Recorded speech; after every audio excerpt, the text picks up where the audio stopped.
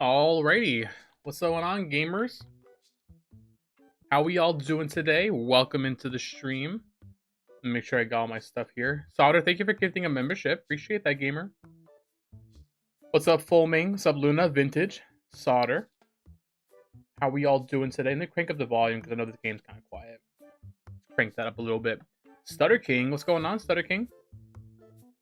How you doing, gamer? We're back on our new store that we started on the last video. I haven't actually played since that video, so we're picking up right where we left off. Our brand new store, YuGiOh's, the best name for a store. Let's go ahead and open her up. Let's sell some YuGiOh. Why is my game lagging so much? Hello? Can we get the frame rates, please? Can I get a solid 20 frames per second, please? Pretty please, with cherries on top?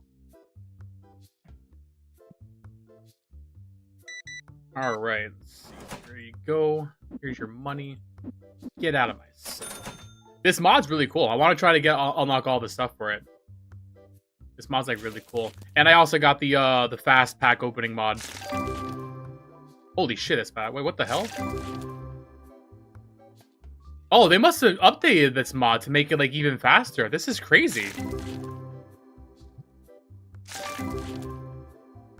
Well, it's kind of like a long pause between packs, but holy shit, this is like way faster than it was before.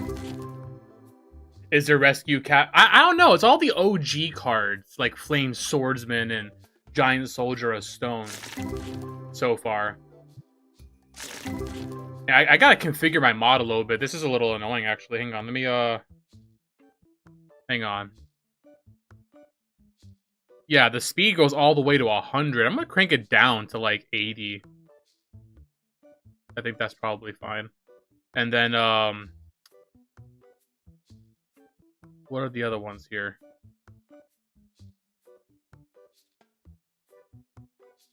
Speed up hack results screen. Yeah, let's enable that. Let's make that faster. And then handhold them in. Let me crank that all the way up to 1,000. Okay, how about now?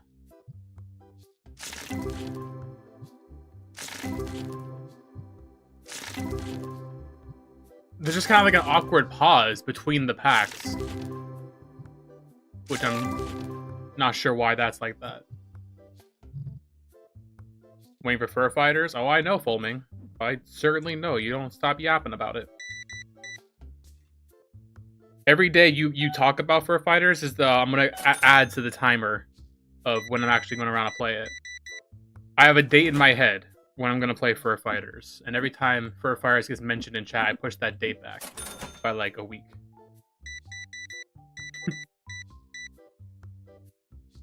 Oh, I forgot their credit cards are Blue Eyes. That's cute.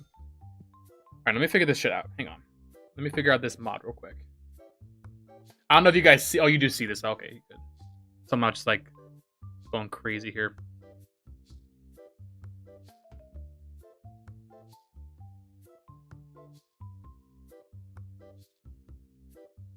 No, I don't see how to like make it different.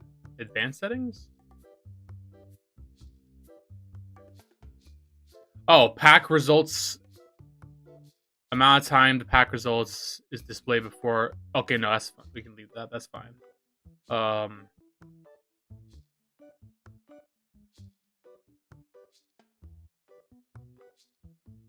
Speed up the animation at the end of opening a pack. We already got that.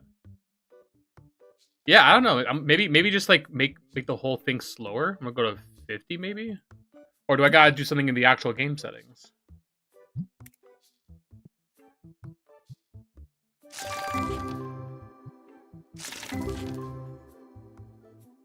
It's weird. I guess we could just mess with it. It's fine. We can work with it. It's not too bad of an annoyance. Very small annoying thing.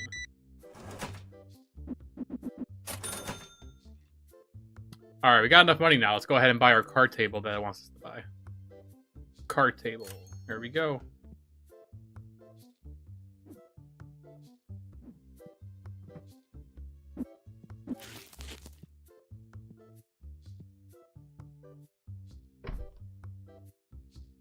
Alright, let's go and stock this bad boy. Cat Job. What the fuck is Cat Job? The fuck? Fantasy RPG Megabot.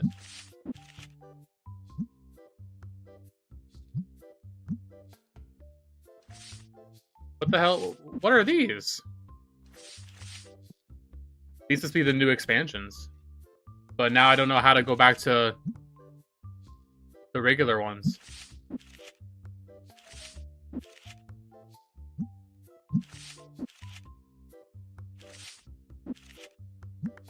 Hello?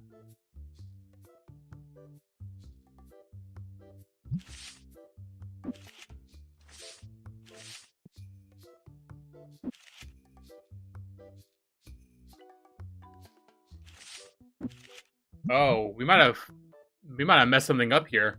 I think these are the new expansions, because this mod adds a bunch of new shit. But I don't know how to get back to the old stuff.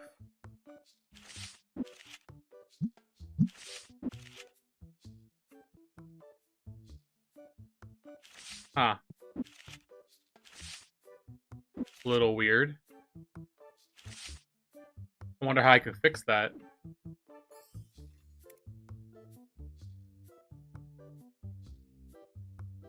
Yeah, see, we have Tetramon base.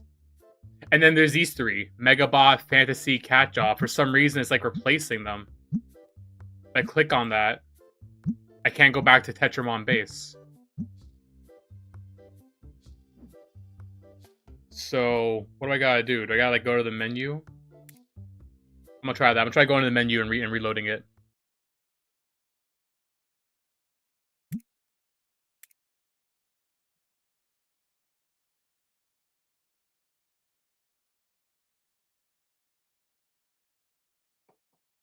It's gonna take us for a minute here too, because this mod makes it so that the game takes a while to load. So we got a couple minutes to chit chat in silence. Trying to get all the 8 ranks in Sonic Adventure Starter King. I feel ya. Yeah, that game's hard to get all the 8 ranks. Anything in the mod? Oh, I should have checked the mod menu. You're right, Cat Dog. I probably should have checked that. Probably should have checked the mod menu. That would have been a good idea before going back to the menu and having to wait for like 3 minutes for. Although I know it looks like the game's frozen right now. That's just how this mod is, because it changes so many things. Like every single texture in the game. It just takes a long time for everything to load.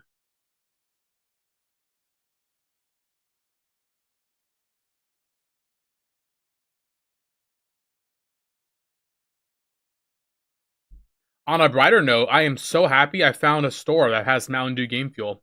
So I picked up 2 cases. So now I got some Mountain Dew Game Fuel to fuel my streams. I gotta stock up this time. I gotta like really like get a whole shit ton of cases.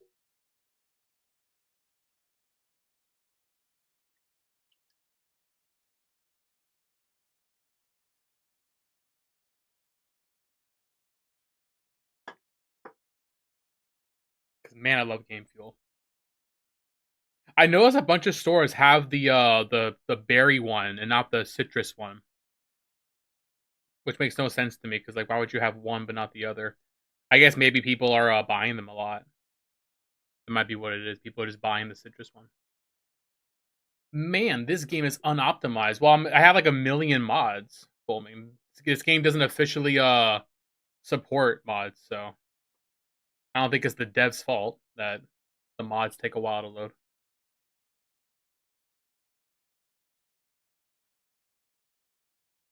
Before I did all these mods, the game runs fine. And most of the mods are fine too. It's really the texture changing ones, because literally there's like a million fucking textures in this game that the mod is like overwriting.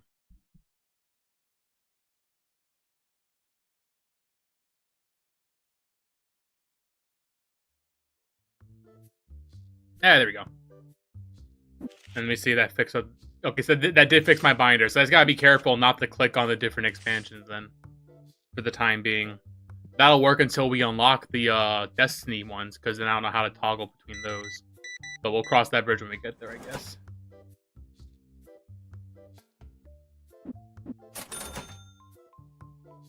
The mod looks so good. Yeah, it's really good. I love that they went with classic Yu-Gi-Oh stuff and not the modern Yu-Gi-Oh stuff. I've seen a few different Yu-Gi-Oh mods for this game, and some of them do go for the modern stuff, which, like, you know, to each their own. If you like modern Yu-Gi-Oh, I suppose that's fine, but I am definitely a classic YuGiOh guy.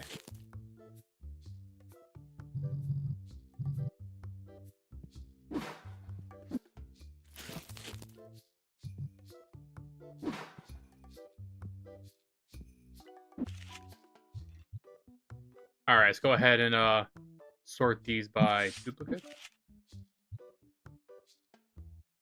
I mean, foaming, it is what it is. I mean, using a mod that's not supported, so I think any performance issues can be written off as just the mod's fault. Oh, I forgot to reinstall the auto price mod. Now I gotta price my own cards now?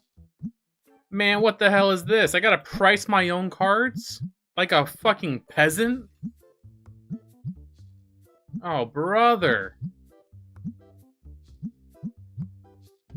I forgot to reinstall because I had to do like a reinstall to get this one to work. And I forgot to do that. Oh well, guess we're living with it.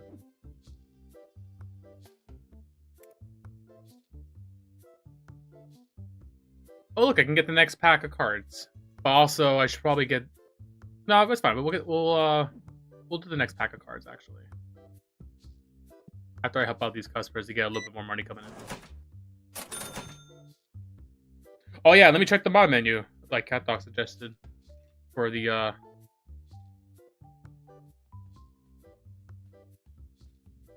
access other. Yeah, swap between the expansions. Is there a key for that? Oh, U is toggle between expansions.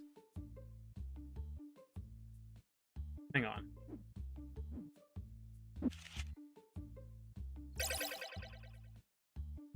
Okay. Oh, there we go. That's how we do it. Yeah. We got the regular one. And then the new one. Okay, there we go. Alright, we figured it out. It wasn't a bug. I just didn't understand how this crap worked. Alright, we're good gamers. We back. And I'm going to buy 2 more boxes of this before I get the next card expansion, because I forgot that we're early games, so I have, like, no money whatsoever. I forget when you're early game, like, getting money takes a long-ass time. This is how peasants live.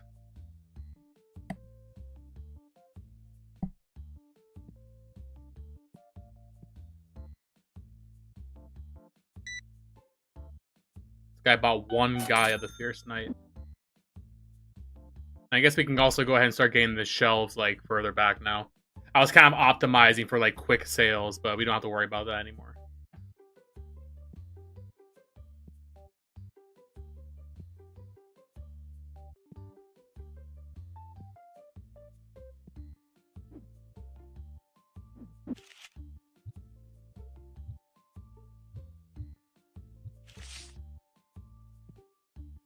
I hate that I have to price my own cards.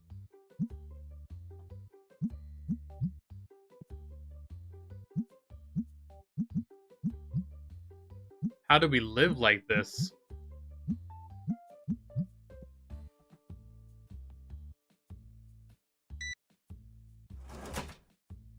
Man, this mod makes me miss my old Yu-Gi-Oh days.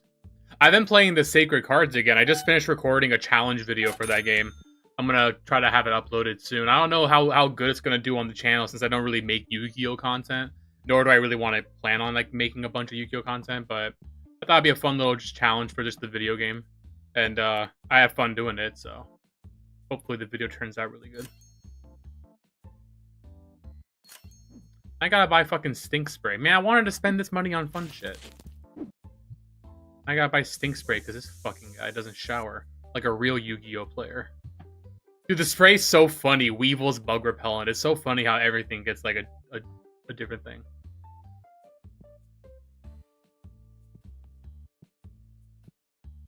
Alright, I'm gonna open a few packs now.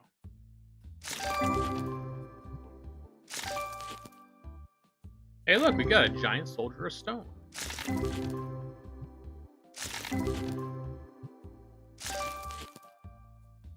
Two-pronged attack. Yo, Beaver Warrior? Oh, shit. Y'all ain't ready for Beaver Warrior, man. Beaver Warrior is too OP. Please ban.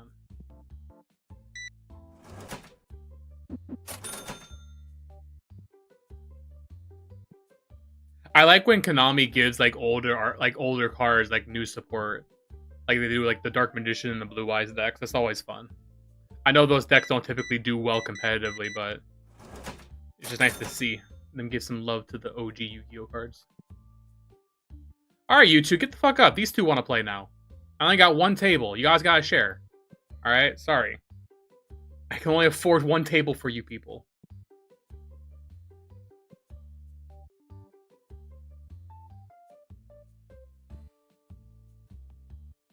Oh shit, this guy's got Raigeki and Red Eyes Black Dragon? Oh my god, he's gonna win for sure.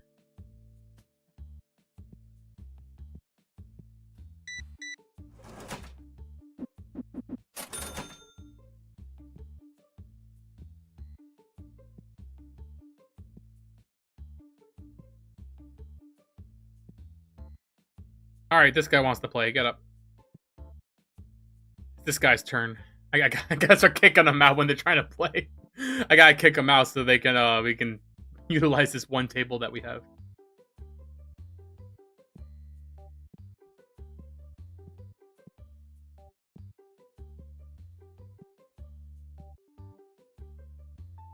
Alright, store's closed, get out. This is like real Yu-Gi-Oh! You get to play for 5 minutes before they kick you out and they call time. This is the real Yu-Gi-Oh! Experience.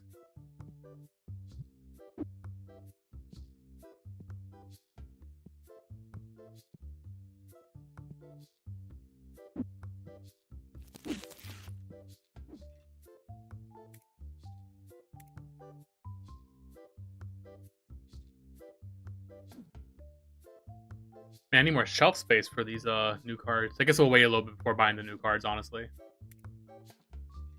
Let's do one more box of this since we got the space for it. What up, Camel? What up, buddy?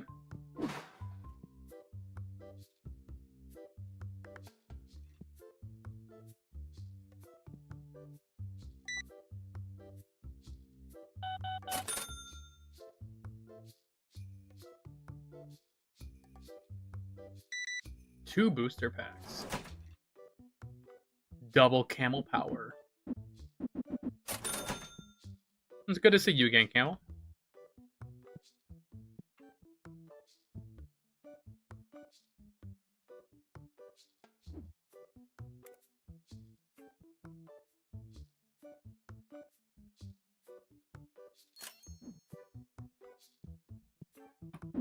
Hang on, sir. I'll be with you in a second. Just gotta restock my cards.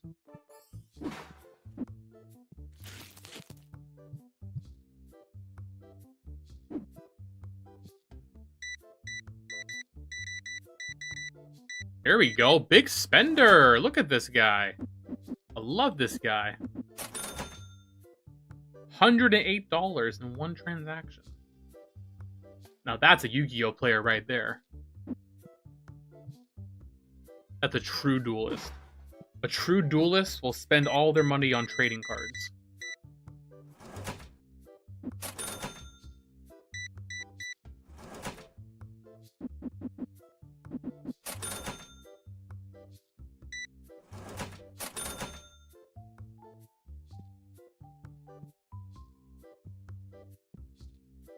Okay.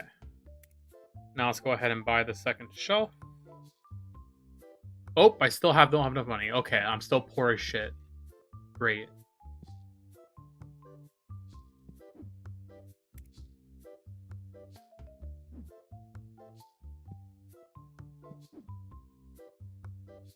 You know what? I can afford the small shelf, right? Well, then I can't afford the new card. All right, we're gonna wait. We'll keep waiting a little bit. Fuck it. Just wait forever, I guess.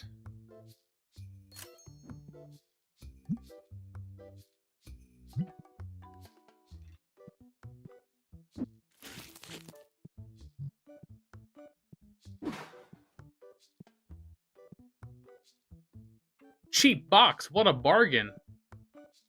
Well, how cheap is it? Could I go a little higher?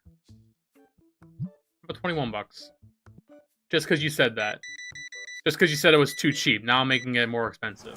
You just fucked over your fellow consumer.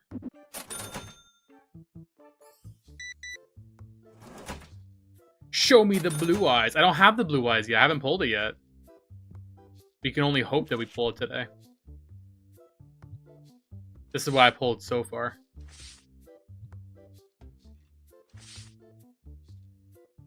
Man, I miss classic Yu-Gi-Oh! It was kind of bullshit how pay to win it used to be, like, way back in the day, though. People used to pay, like, hundreds of dollars for, like, vanilla monsters. I just watched, like, a little YouTube video, like, a little documentary video about the history and how, like, some cards would go for, like, hundreds of dollars, even though they're just vanilla monsters. But back then, a vanilla monster with, like, 1,800 attack points was considered, like, really, really good.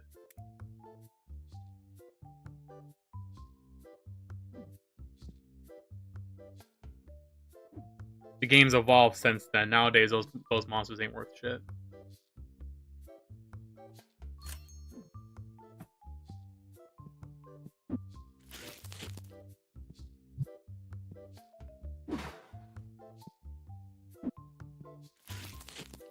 That's what people mean when they talk about power creep. You often hear people talking about that when talking about Yu-Gi-Oh! How it's gotten so bad. People throw around the word power creep. And that's what that means. Because they want to keep selling cards. They gotta keep making the new cards slightly stronger than the last cards. Otherwise, people won't buy them. But the result of that is cards becoming more powerful than ever. Because obviously, they keep getting stronger and stronger. Oh, why is this 24 cents? Hang on, I'm not selling a 24-cent card. Can we go buy duplicates in the highest price, please?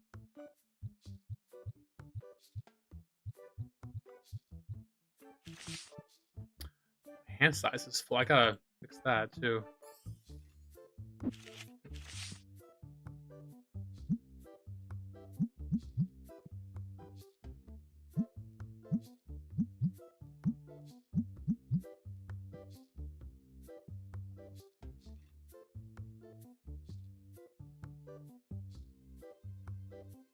I don't know if the model let me do that. Hang on. Yeah, this is just the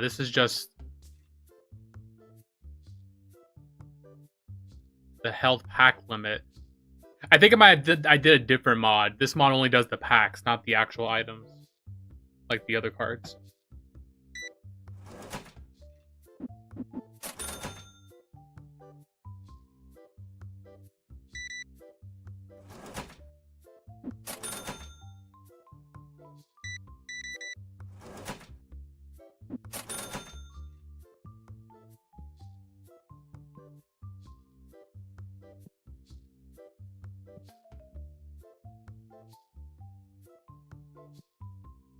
Okay, I think it's finally time to buy the new pack of cards.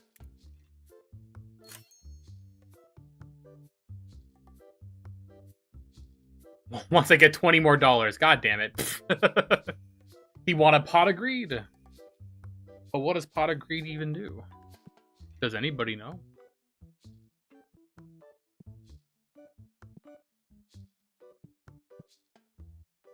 Bro, where are my customers? Y'all get in here already and buy some shit, please?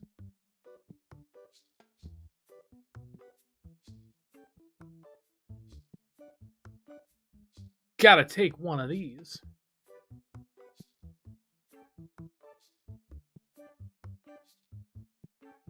Oh, is that a fair price it is? Oh, yeah? Just got more expensive. Thanks to you. Thanks to your blabbermouth. We don't do fair prices in my shop. We do slightly above, slightly too overpriced. Because where else are you going to go? I don't see another card shop on this street. Where are you going to go? Amazon?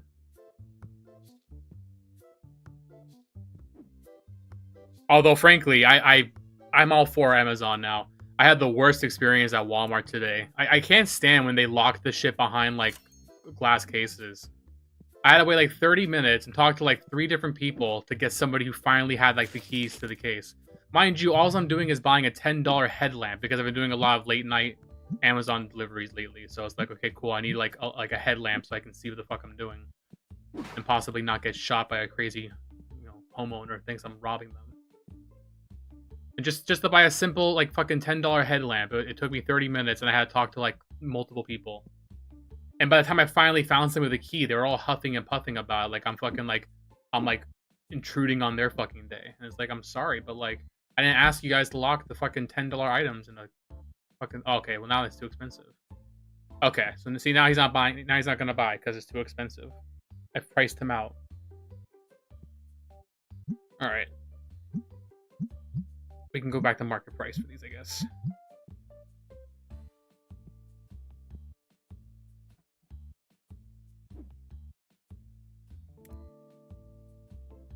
Yeah, it's funny how they kept it as Magic Ruler instead of Spell Ruler. Yeah, I don't know. Like the whole reason why they had to rename it because Magic was like a popular card game, still is, and like I guess there was like copyright. I don't know if like Magic like sued them or if Konami just was doing it preemptively. I don't know if there was like a lawsuit or anything like that, but it's kind of silly. Like you don't own the word Magic, right? Like that's a little. It's not like you're copying a character in the game. Like the word magic is just like a word. That's like McDonald's suing Burger King because they sell cheeseburgers. Like, oh god, this guy's fucking trying to buy my whole store. Ah damn, $200 and exact change. My man, I love this guy.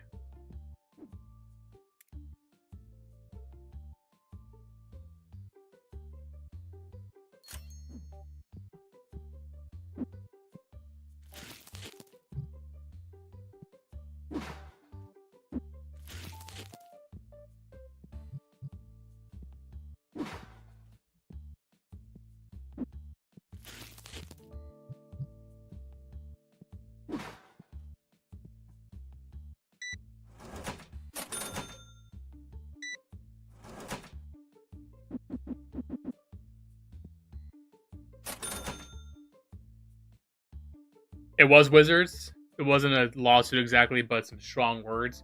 I mean, I get it. I get Konami's like just playing it safe and just changing the name. That makes sense, but I think it's a little silly personally. Then again, Nintendo's suing Palworld because throwing balls at creatures. So I mean, I think these companies are just playing by different rules than the rest of us.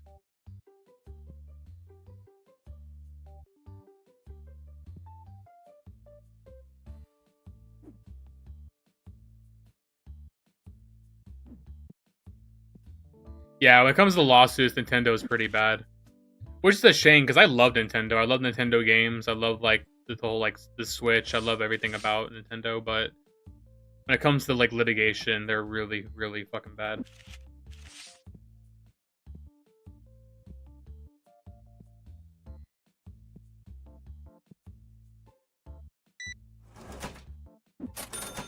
I hope one day they'll come around and change it though. They used to be this strict when it came to content creators too. They used to like really be against like people making videos and let's plays on YouTube. They were like, infamous for like taking videos down and copyright claiming creators. And then eventually they kind of came around. Or like, okay, fine, you can make YouTube videos, but you got to do it via the Nintendo Creator Program, where they take like a big chunk of your ad revenue. And then after that, like went on for a couple months, they decided to say, okay, fine, you know what? We understand that was stupid, and we're just gonna let people make YouTube videos. And nowadays, you can make Nintendo videos, and it's perfectly fine. Even their music too. Like a lot of people will use Nintendo music for like meme videos, and they don't get taken down because Nintendo doesn't do that anymore. So I'm hopeful that one day they'll kind of like come to realize emulation isn't that big of a deal, and like all the other stuff that they constantly sue for isn't that crazy.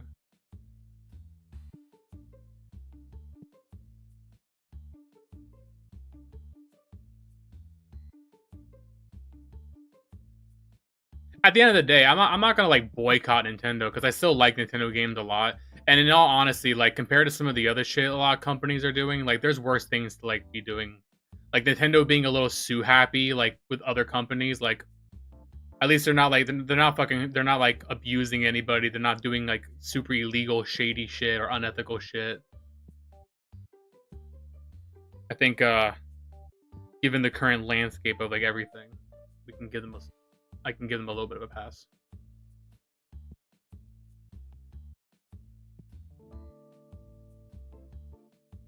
But I also just like Nintendo games. I can't live without my Switch these days. I need it for work. I'd be fucking bored out of my mind at work if I didn't have my Switch to play games on. Alright, next day. Real quick, y'all, I'm gonna grab my other game fuel from the freezer real quick. Give me a second.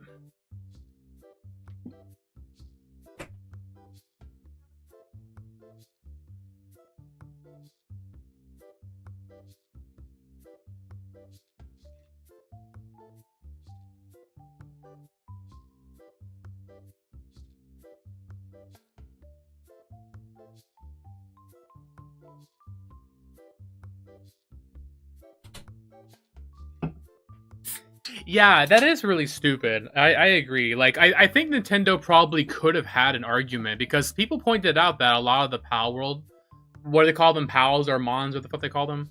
A lot of the creatures, like, seem to have, like, actually, like, directly ripped off, like, 3D models from Pokemon games. And I feel like that would have been a much stronger, like, case for Nintendo to be like, hey, look, they, like, took the models of our game. Like, they ripped them out of the game and used them. Like, that would be a much stronger argument. But trying to argue, like, oh, you throw balls to capture creatures, like, every single creature catching, like, genre game has a mechanic where you capture the creatures using some sort of device.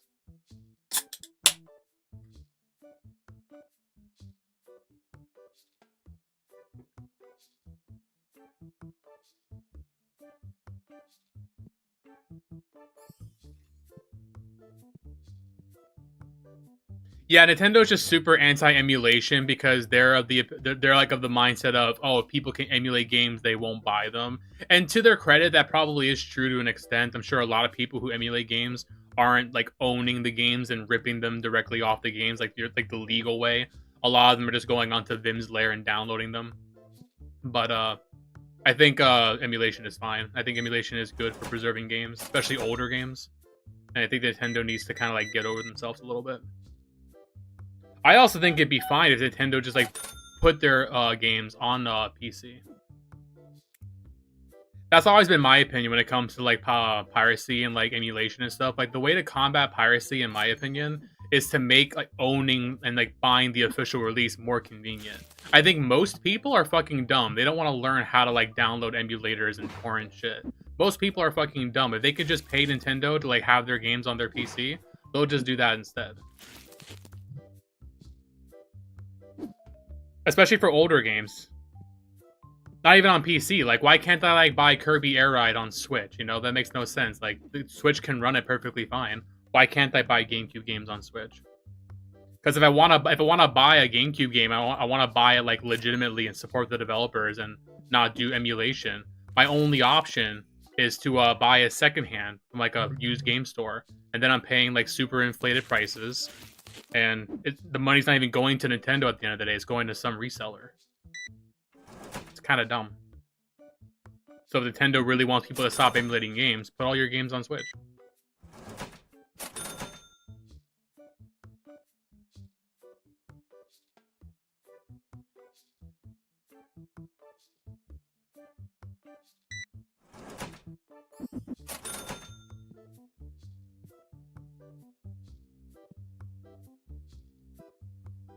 Like I said, it's kind of dumb, but it's Nintendo. It's just how they are. People know that.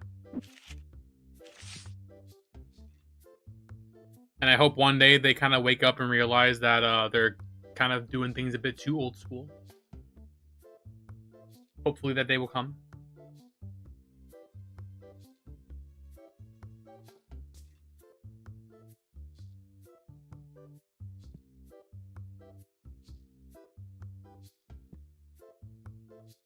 Like I said, when it came to YouTubing and content creators, they eventually came around to that idea.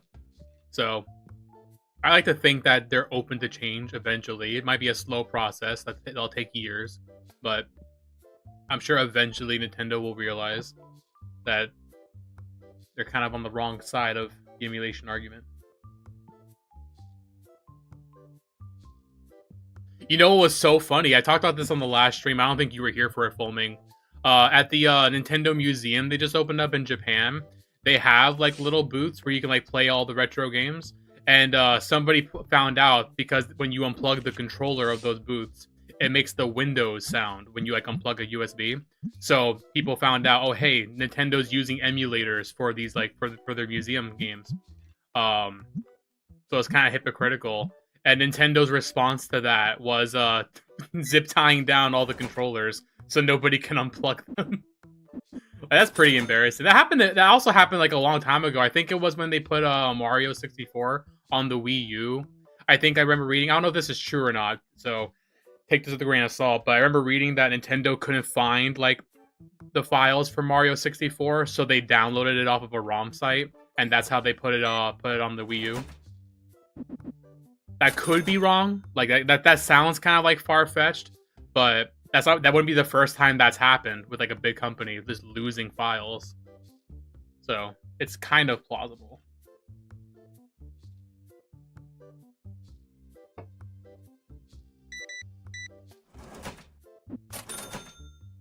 Pixar did something similar with I think it was Toy Story 2 or Toy Story 1, where an employee accidentally deleted a whole shit ton of files that would have like probably caused the movie to have been canceled because like there's no coming back from all that. But one employee at Pixar had backups because they were working off the clock on it on their own personal stuff. So they download a bunch of backups, and that's what saved the day.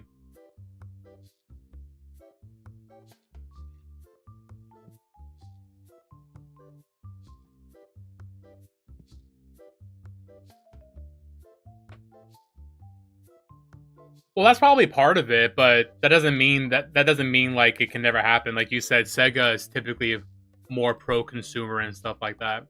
So it's not unheard of for Japanese companies to like take a more progressive approach to this kind of stuff.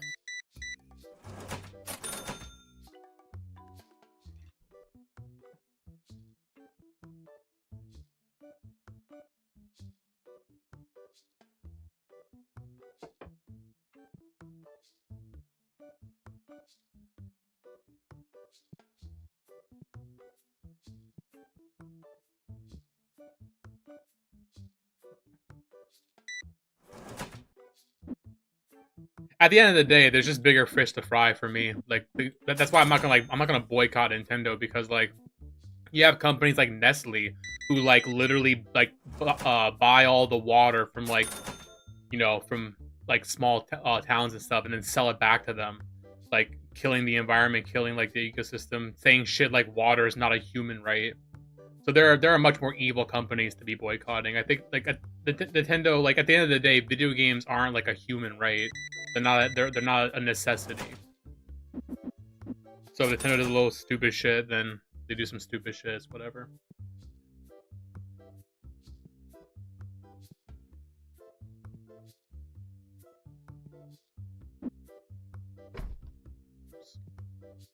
Didn't want to move that. Hopefully I didn't fuck anything up.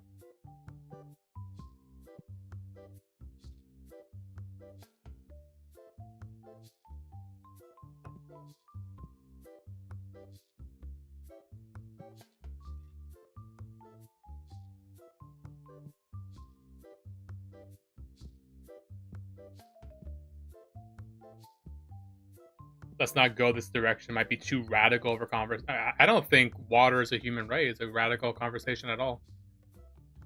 If anybody came in here and was like, I disagree with that statement, I'd just ban them.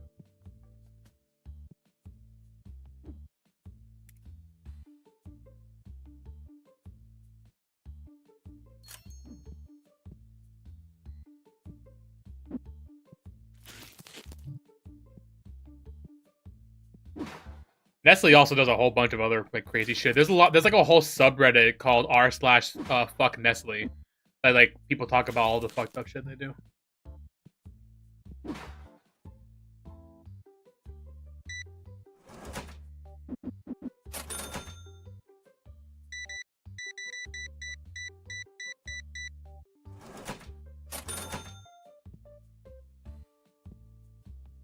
You can say that about a lot of things in the world. mean, bro, water's a human right. I don't know what the radical conversation you're like thinking is gonna happen. Do you not think water is a human right? That's a little fucking cringe if you don't. Call me a radical, but I think everybody on the earth should be fed and hydrated. Call me a fucking radical leftist.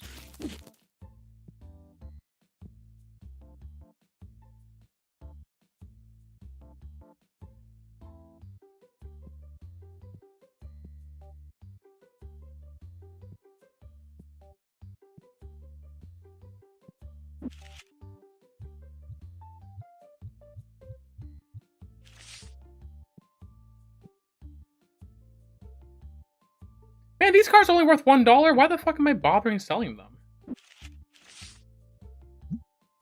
I think I have it sorted by the wrong thing. Surely, but these are not my most expensive duplicates. Oh, I got $2 I gotta open up more packs. Oh, that's the problem. I don't have an employee. That's the problem.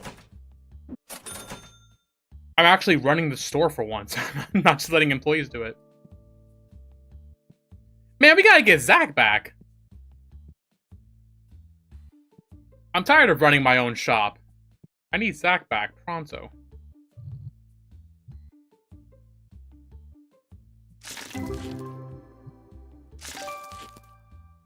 Call me Radical Highway. I saw Jet's new Radical Highway video with fucking Doom. I just think Radical Highway is so awesome. He's me for real.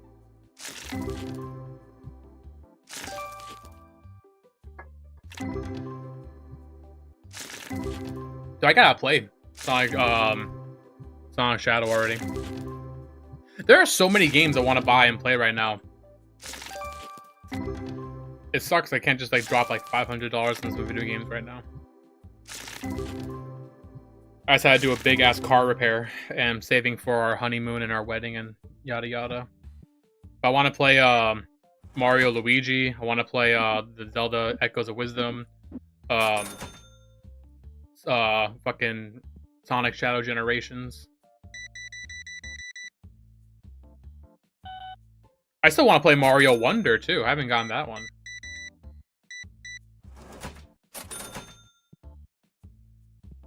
I really wish Nintendo had a Game Pass service. That'd be so cool. I want Nintendo Game Pass, man.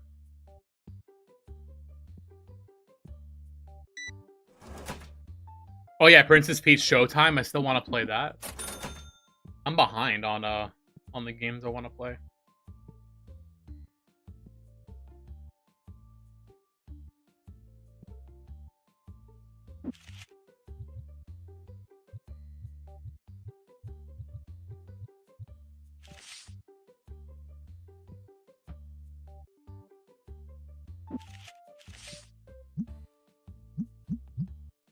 Swords of Revealing Light.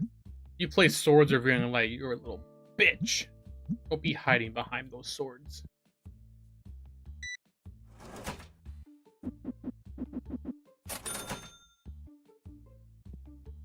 Yeah, Black Friday might have some good deals. I wish Dave & Buster's had more games like they used to. Cause I have so many tickets I'm sitting on Dave & Buster's right now. Because I got that $2,000 of free gameplay earlier this year. So I got like a whole bunch of tickets I'm sitting on. I can get a PlayStation 5, but I don't know if I really want one. Like I was looking at all the games on PS5 that I want to play. Literally, Astrobot is the only game that I care about that I want to play on PS5. And like it looks like a good game. It looks really cute. Don't get me wrong, but I don't think it's worthy of me owning a console.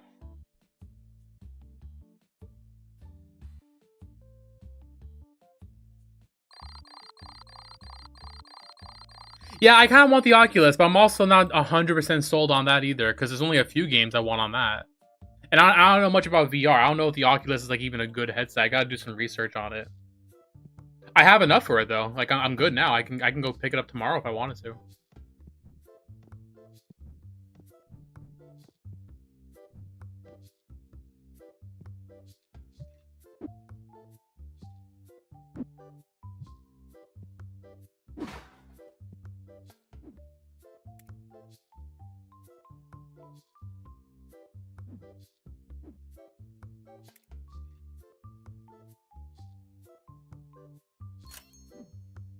All right, let's open up some Magic Ruler packs.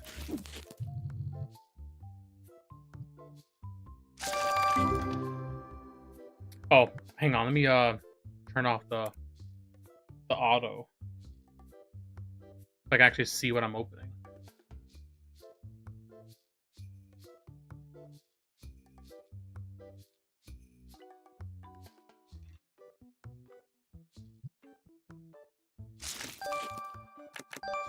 Cyberjar? I remember Cyberjar.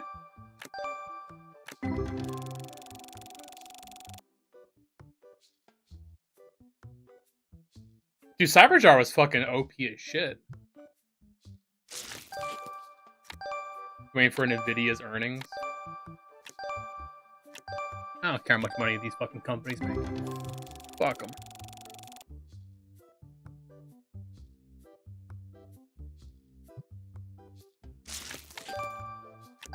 Snake Fang. Megamorph! I remember Megamorph. That's a good card.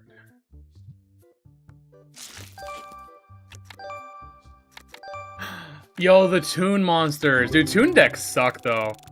They keep trying to make, like, new Toon deck supports, but it always... They never, like, are very good. It's a shame. I like the Toon monsters. They're cute.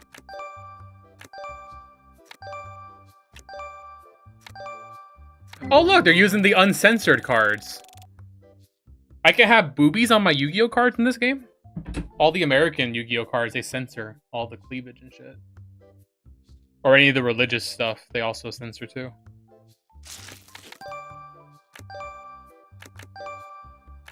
Americans can't handle that kind of stuff. They'll go crazy.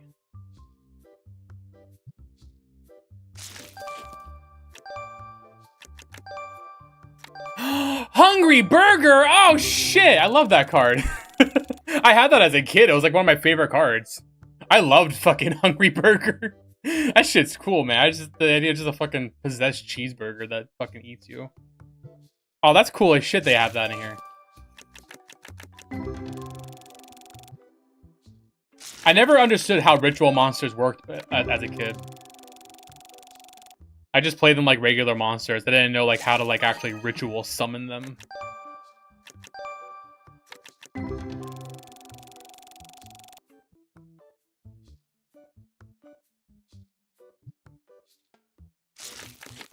And the guns explosives. Do they censor the guns in this one? I don't know which monsters have guns. I know they censor alcohol too. There was a card, I forget what the card was, but the picture depicted them drinking like wine. And in the American releases, they had to like censor that because can't be drinking wine on my Yu-Gi-Oh cards. Also, I forgot that I don't have an employee. I gotta sell the cards. Sorry guys, I was over here opening up booster packs. I apologize.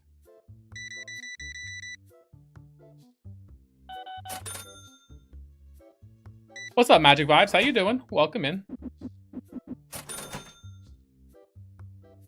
They made an expanded Hungry Burger archetype? What? That's funny. I saw a TikTok about how they banned a magic card just to have a monster card give the same effect as an ability. I don't know which card you're talking about, but that does make sense though, because a monster having the same effect could be like different than a spell card. Because you can activate as many spell cards as you want per turn. There's no limit to that. Whereas monsters are harder to do like per turn. So it might not seem like a significant difference, but it could make a difference. It could be a difference that makes it like more balanced. Oh, I hate the new Toon World art. Now go back to the classic one. Ring of Destruction had grenades, but now they're... Oh, yeah, you're right. The original did have grenades. I remember that. We're doing good, Magic. Playing some more Yu-Gi-Oh! Yu-Gi-Oh! Card Shop Sim. Haven't had a chance to play since my last video, so we're kind of picking up right where we left off.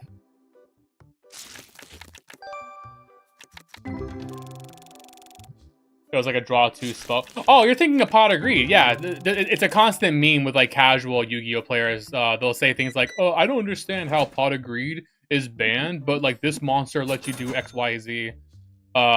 People don't realize just how powerful a draw 2 in Yu-Gi-Oh! Really is. It's kind of crazy because you look at other card games like Pokemon. That was like the biggest culture shock for me getting into Pokemon versus Yu-Gi-Oh! Is the fact that Pokemon has so many cards that are like draw 7 cards. And it's like, holy shit, like if that was a Yu-Gi-Oh card, it'd be worth $12 billion. Like that'd be actually insane. A free draw 2 in Yu-Gi-Oh is like crazy powerful. Card advantage is like everything in Yu-Gi-Oh. They literally had to fundamentally change the rules of the game that if you go first, you no longer draw a card on your opening turn because going first was such a big advantage that they had to like balance it out. And simply being 1 card behind an advantage was enough to balance it out.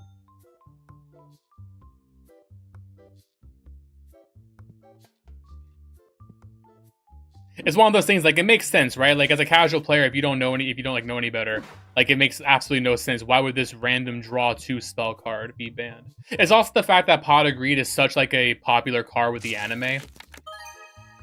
I think that's one of Yu-Gi-Oh's biggest problems, is that Yu-Gi-Oh really, like, lost its identity. Because everybody watched the original anime, the original Duel Monsters and Battle City and all that stuff. And, people recognize the cards. You show somebody Red Eyes Black Dragon or Blue Eyes or Dark Magician, like, they recognize those cards. Even if they haven't touched Yu-Gi-Oh in years, they know exactly what those are because they're very iconic characters. Whereas nowadays, like, Yu-Gi-Oh like has had so many spin-off series, people don't really watch the anime as much. And Yu-Gi-Oh just kind of like lost its identity, you know? These newer cards aren't really as like recognizable or as iconic as the older cards.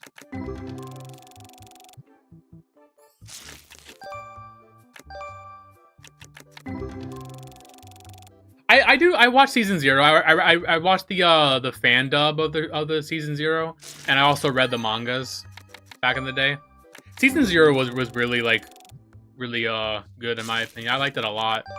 I understand why they like made the change that they did, like go more into like the duel monsters aspect of it, because the season 0 used to be just kind of like a regular, like, you know, villain of the week kind of like death game style anime.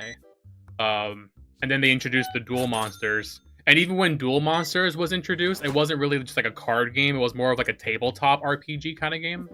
But then they introduced the card game, and then that got so popular that they're like, hey, we should make the entire anime about this. And they did. And that's how Yu-Gi-Oh kind of came out to be, for those that didn't know.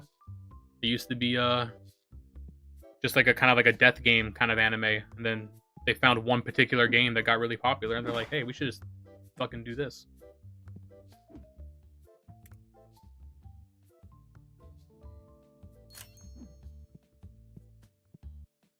I still have to download Pokemon Pocket. I really want to play it. It looks fun.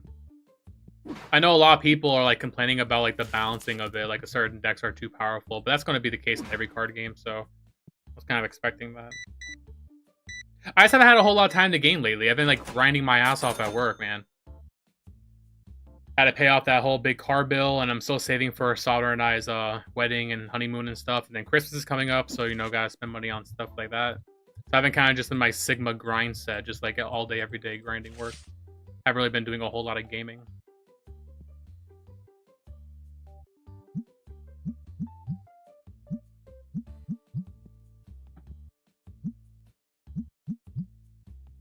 At least not on stream. I've been playing a little bit off stream. Playing a little bit of the new Mario Party against computers. I also just did a challenge video for Yu-Gi-Oh! The Sacred Cards. I'm excited to upload that, even if it doesn't do well, because like I'm not like a big Yu-Gi-Oh! Content creator. The video was just a lot of fun to make. The gameplay was a lot of fun to play. So the video is going to be really fun.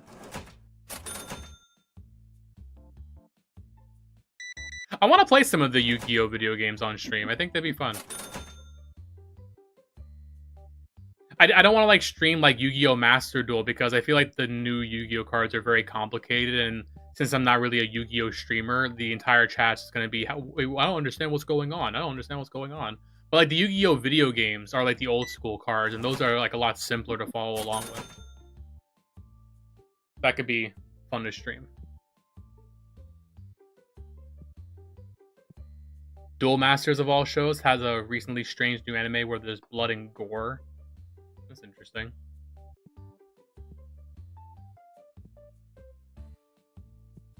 That's right, you were around for the old Master Duel streams, Cat Dog. You were around for that.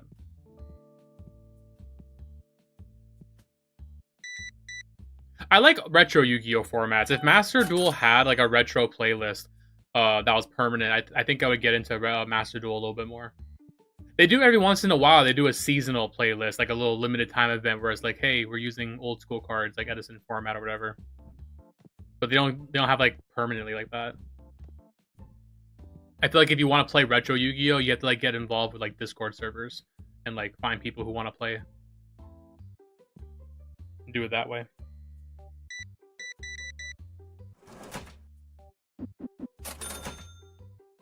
Yeah, I'm excited for that too, Rose. I'm really excited for that. That's gonna be a lot of fun.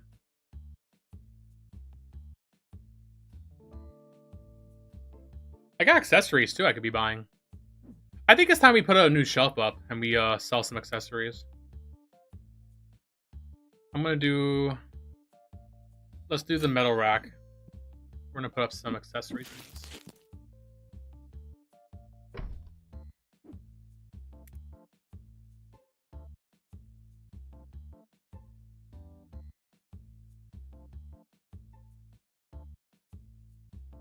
Let's do deck boxes because they're cooler than the dice.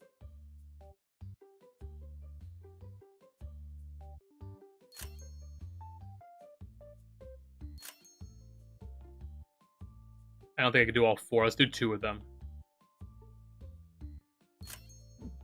We'll do Dark Magician and Dark Magician Girl deck boxes.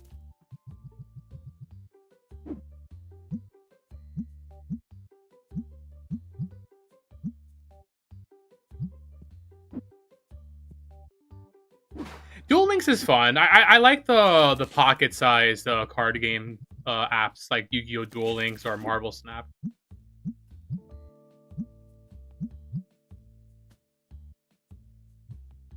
These are good deck boxes. I like them. We got Dark Magician Girl. We got Dark Magician. These are cute. I just don't like how like the pay model for Yu-Gi-Oh! Duel Links is. Like, if you want to, like, build, like... Cause I like building multiple decks. I don't like sticking with one deck and playing that forever. I'm the kind of player that wants to build, like, a million different decks. And, if you want to do that in Yu-Gi-Oh! Duel Links, you're gonna have to spend a lot of money on booster packs. Like, if you're a competitive player, you just want to build your one competitive deck, and then maybe a side deck to have fun with, you can build that for free, and it's pretty free-to-play friendly. But if you want to build, like, a new deck every week, then you are gonna have to shell out a lot of money. And you can't just buy the cards; you have to buy the booster packs. And there are mechanics in place, like if you buy enough booster boxes, eventually you'll pull every single card. But like, I don't know. Not yet, Andrew. I need to download it. Yeah, I definitely have to for sure. I don't know why I haven't yet, honestly. I could be playing that while I'm at work. Yeah, Amazon Flex has been doing pretty good for me. I'm doing a lot of like late night ones now, because I'm trying to pick up like multiple blocks in a day.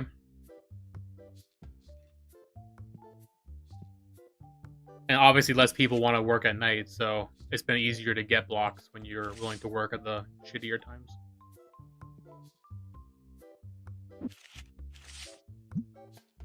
I'm also I started a new delivery gig called YuGiOh. If you guys ever seen like those YouTube sponsors for like HelloFresh and Factor Meals and Thrive Market, all those like subscription meal services, YuGiOh is the company that delivers them, and now I work with them. It's literally the exact same thing as Amazon Flex. It's the same concept. You're an individual contractor. You pick up blocks. You go to the warehouse, pick up packages. Kind of the same gimmick. Una, speaking of subscriptions, Una, thank you for becoming a member or a subscriber on Twitch. Una, thank you so much. Appreciate you. Thank you, gamer. 21 months. That is a long time to be a member. Or a subscriber. I keep saying members because I got YouTube brain rot.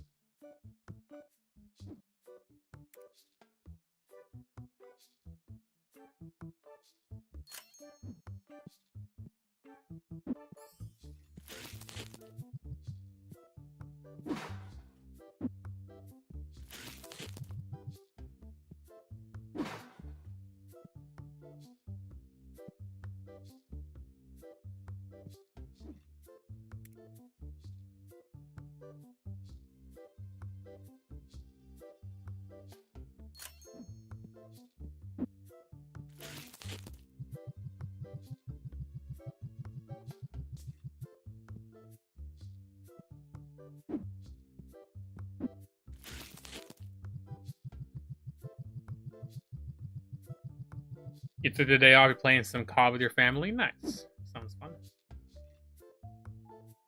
Are you playing the new Black Ops?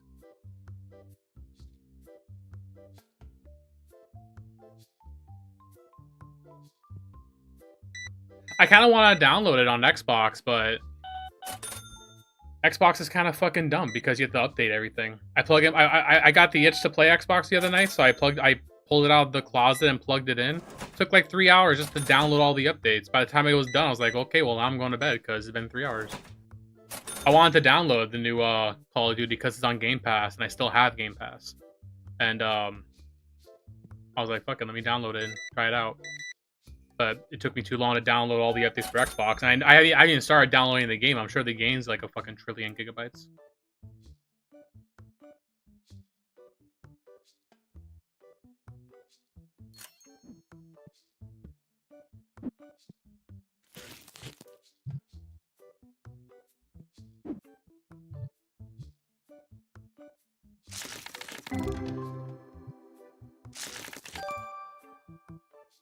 Barry's hand. Final Destiny. Discard 5 cards from your hand, destroy all cards in the field. It's crazy how that sounds like such like a big effect, like destroy all cards in the field, but nowadays that would be considered a really bad card.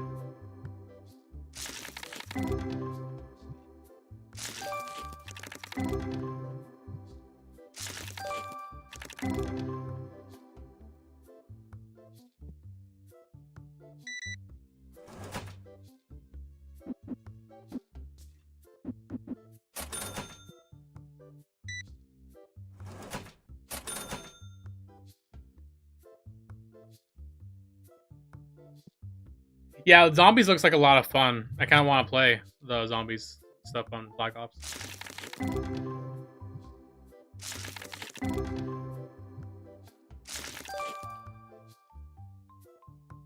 $52 for this?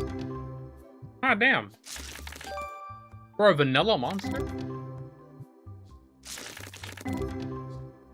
Yeah, I would never buy a Call of Duty again, because like I don't fucking ever like play it. The last Call of Duty I bought, I played like a weekend with friends, and then we never touched it again. So I was like, I paid $60 to fucking play for a weekend and never touch it again. I was like, kind of a waste. But it's on Game Pass now, so I'll play it on Game Pass. That's a good deal. I hate that new Call of Duty games are like fucking 20,000 gigabytes. Like fucking why? This is the shit that I can't stand about modern games. Like, the game's 500 gigabytes, and for what? The reason why the game's that big is because of all the graphics, all the fucking hyper-realistic fucking... You know, you can see the fucking arm hairs on your fucking guy. And it's like, I don't fucking care about that. It's not 500 gigabytes worth of content. These games have less content than the older ones. It's all extra bullshit. I honestly, honest to God, I think maturing as a gamer is getting into games like this, where they're just like shitty fucking like 10 gigabyte indie games that cost $5 on Steam, and then putting 20 billion hours on these games.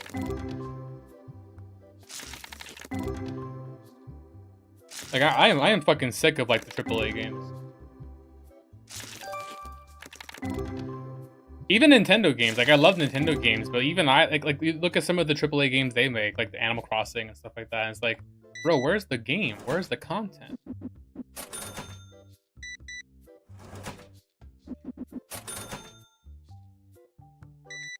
From now on, I'm just playing stupid fucking indie games on Steam that cost $5 and are just very simple and just fun and satisfying.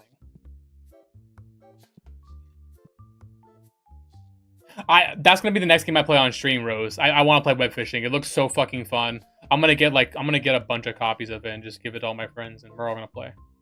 Web fishing looks cute as shit.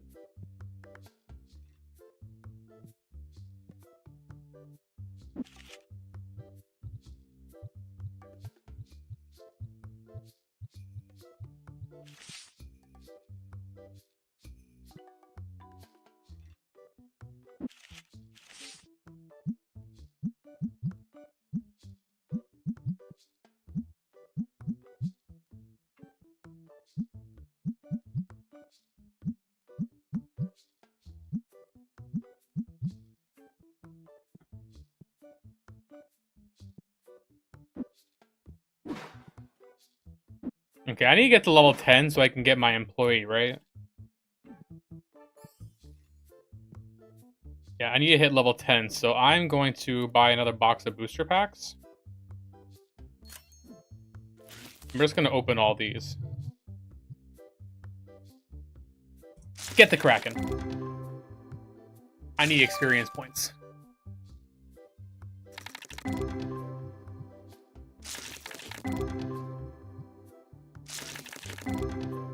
Brothership looks like a lot of fun. I heard IGN gave it a really low score. I keep seeing TikTok like roasting them, being like, "Oh, IGN doesn't know how to." Didn't they give like a 4 or something? Not that I give a shit about like game journalists, but IGN giving a game a 4 seems like very rare.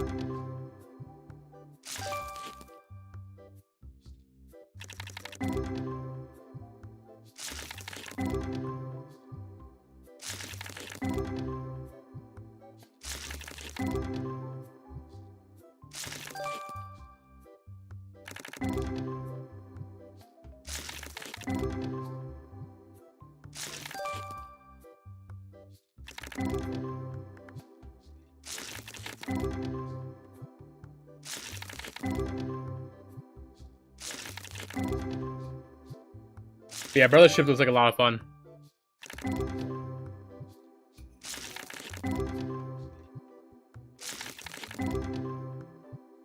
Yeah, I feel like game journalists rush through games just to get the reviews out like really fast.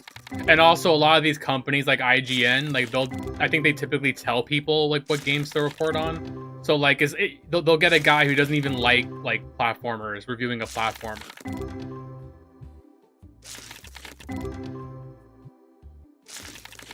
Want to play this game so bad, you should get it, man. The next update's going to be pretty big. I saw on the roadmap on the Steam page. The next update's going to be letting customers trade cards with you. I got to complete my collection on the main file before that. I want to be one of the OG players who like got all the cards before like it became easier.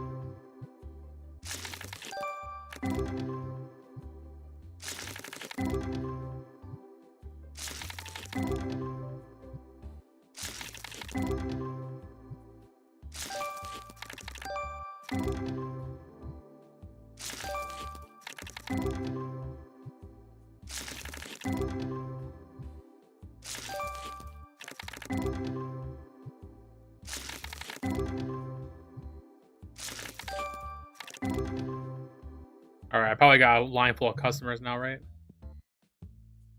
Oh yeah, I do.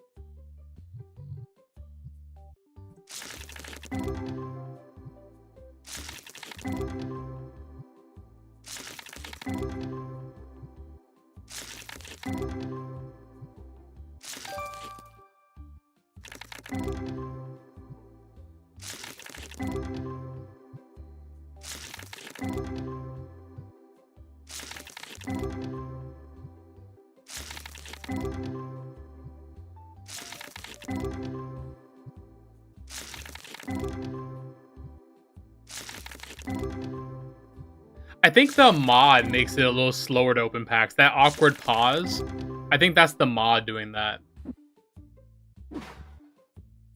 Loading all these new fucking textures and shit, probably.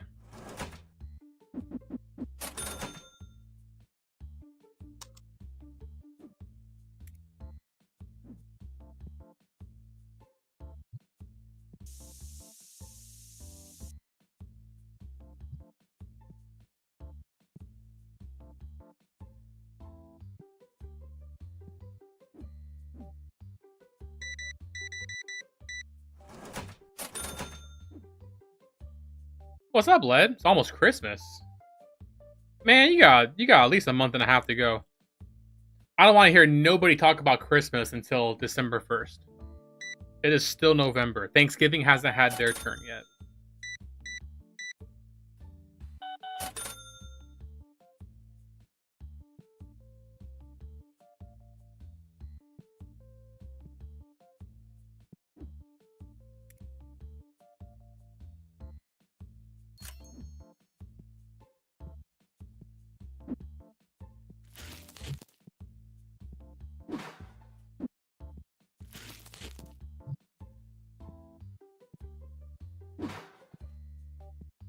You think Christmas is on your local station now? Hell with November. It's December Eve.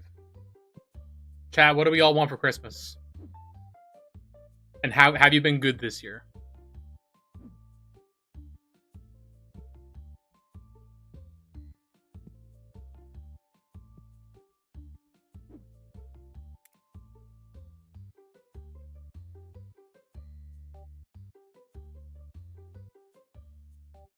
We could buy the starter deck. Starter deck Kaiba, starter deck Yugi. Chad, which one of the starter decks was you? Chad, close your eyes. Imagine it's the year 2000. You're sitting at Toys R Us, and you have starter deck Kaiba, Yugi, Joey, and Pegasus in front of you. Which starter deck are you picking?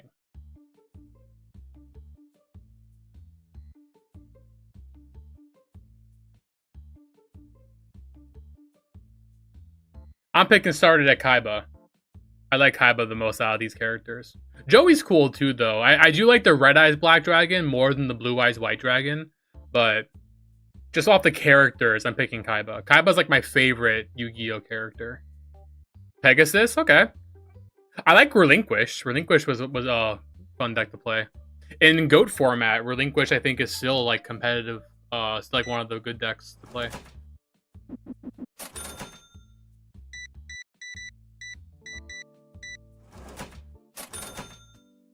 Oh yeah, this is gonna be your kid's first Christmas, isn't it? Like, I keep forgetting you're a dad now. It's so weird. I keep forgetting you're like you're a dad. You got a family. You're a family guy. Lucky he's a family guy.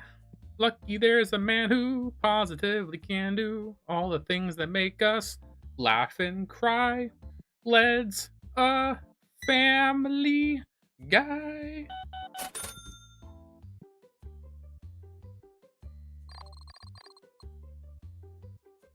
$84 profit. Let's go. I'm rich.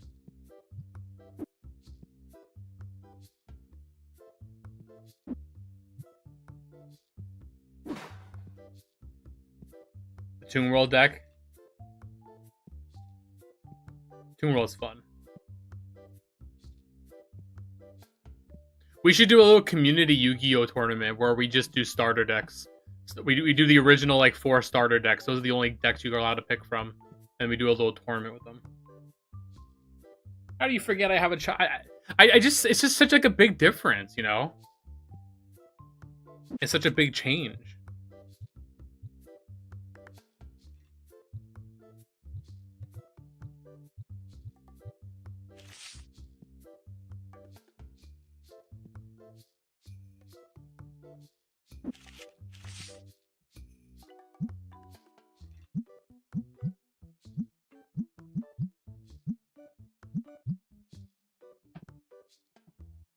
You know, buy her a pony.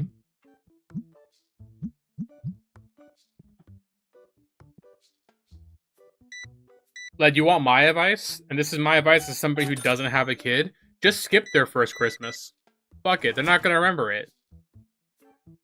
Wait until they're like 4 or 5 when they'll actually start remembering Christmas. Then give them all the expensive shit. This year, just give them like fucking binkies and diapers and shit. You can always lie to them. Tell them they had an amazing first Christmas. Tell them that you did a whole spectacle for them. Just lie to them.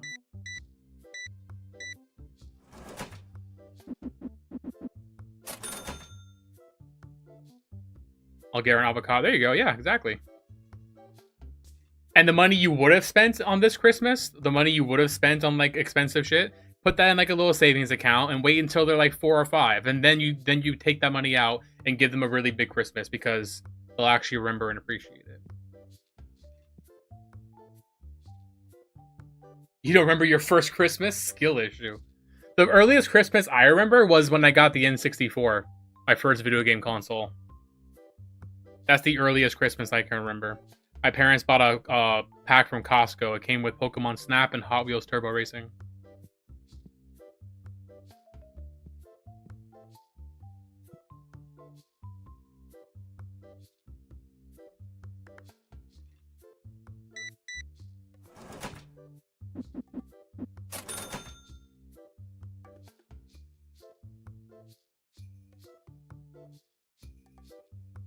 I just told that story to Sauter recently, and she was surprised that the N64 was my first console.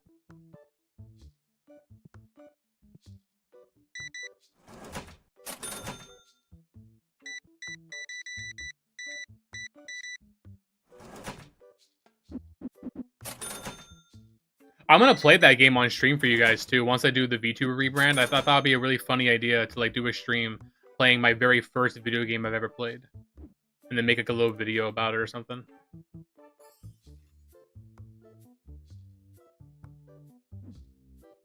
I need a restock.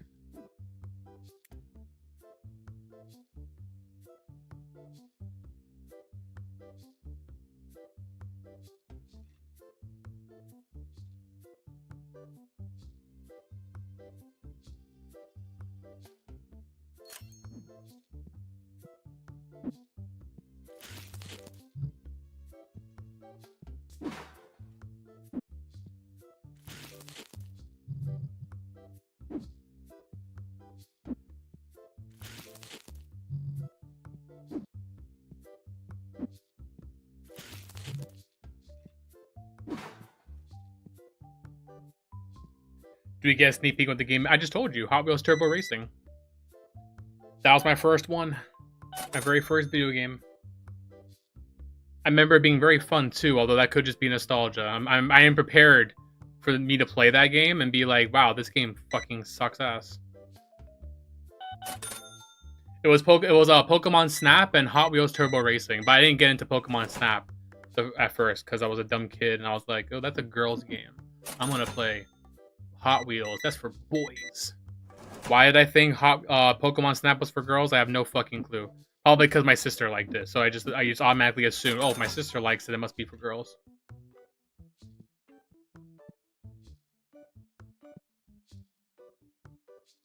Thankfully, I've outgrown that mindset. They do have Hot Wheels on N64. Hot Wheels Turbo Racing. It was on N64 and on PS1. My favorite Hot Wheels game, I think, was called Hot Wheels Crash. I think it was for Windows 95.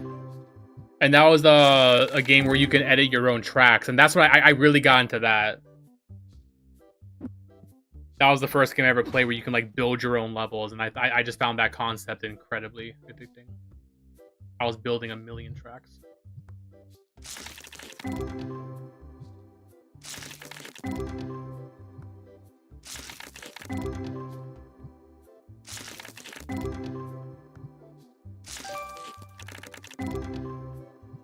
They've made some recent Hot Wheels games that look pretty fun. I played the first one, Hot Wheels Turbocharged.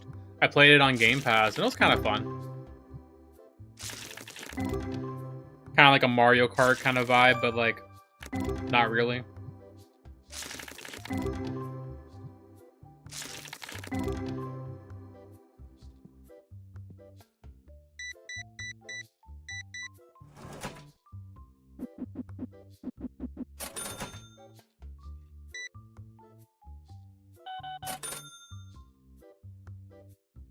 Yeah, I saw they made a second one. I haven't played it though. It's not on Game Pass, I don't think. Last time I checked, it wasn't anyway.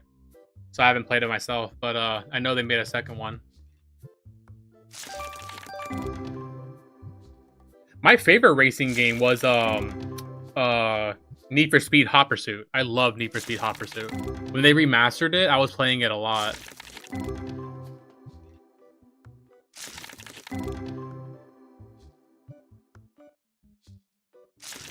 You think about buying Roller Coaster Tycoon 2 again? Yeah, didn't they just make a new Planet Coaster game? Yeah, I kind of don't like the hyper customization of like Planet Coaster. I played that shitty PS2 Roller Coaster Tycoon game, and it was a lot simpler. And like some might argue that it being simpler means you can't do as much stuff, and that's fair. You know, like if you're into those type of games, maybe you do want to be able to like customize literally everything. But I kind of get choice paralysis when there's like too many things. I kind of like it being a bit simpler. That PlayStation one's like my favorite one. I want to 100% it. I think that'd be really fun to try to stream it and like 100% it. But 100%ing that game is going to be incredibly difficult.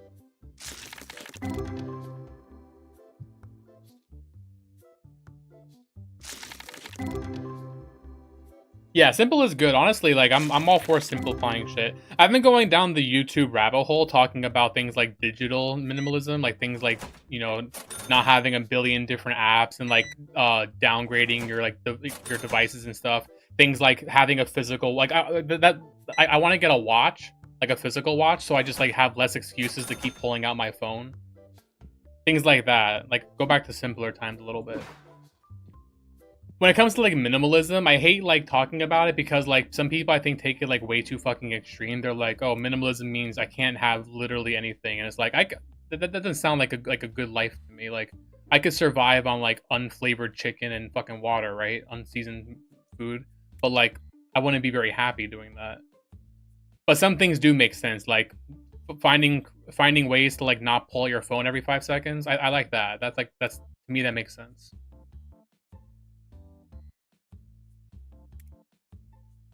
I think that's kind of like smart. And yeah, just trying to simplify things, you know? Just simplify your life, man. Just fucking seems like a very, very good thing to do. I bought the wrong deck box. Rip. Supposed to get the regular Dark Magician one. Also, we got some money. I can buy the new box. Let's do it. I can buy the new box license. Or I should save my money, actually, because we're about to be able to unlock Zach, and he's going to cost $500 to hire. So actually, yeah, let's go ahead and save our money, and we're gonna buy Zach. Once we get Zach going, we'll start expanding stuff.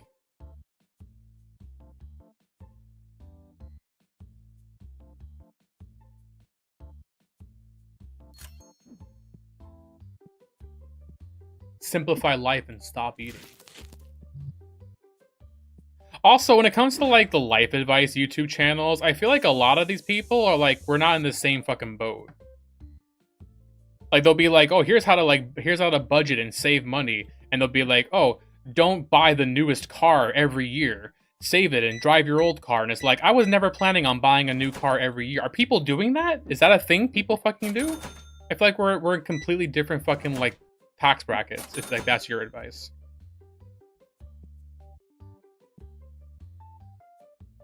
Don't go out to eat at fancy restaurants every day. It's like I already don't fucking do that. What do you mean? Who is this advice for? Is it? I think a lot. I think there's like two kinds of like financial advice, you like videos and like YouTube and books and stuff. There's financial advice for like your average like working class Joes, and then there's financial advice for people with like really high paying jobs who are just bad with their money.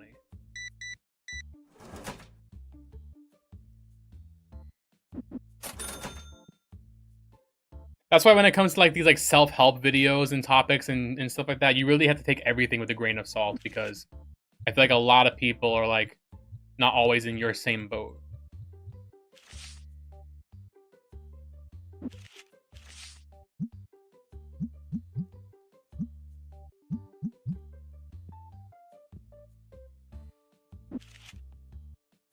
Stop buying Starbucks every day. Today was the first time I went to one since February. Yeah, exactly. It's like I don't think these are the same like fucking problems that you and I have. I think we're in different fucking worlds. Which is fine. Like, you know, that advice is probably helpful for some people, but like not for me.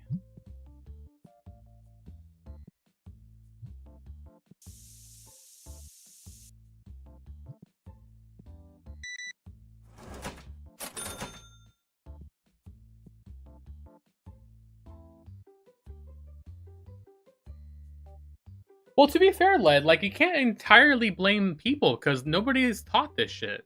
Our schools don't teach you how to fucking do finances and stuff. I took a finance class in high school and it was like a 2 week fucking like side thing. Like it was a very small little like thing. I remember thinking like, man, this should be like a main class that they teach like all year. Like there's some useful fucking information. That class is probably why I don't have a credit card because they explain like how credit cards work and how they like make it easy for you to make big purchases and oh, I'll just pay off $20 a month. That's fine. That's easy.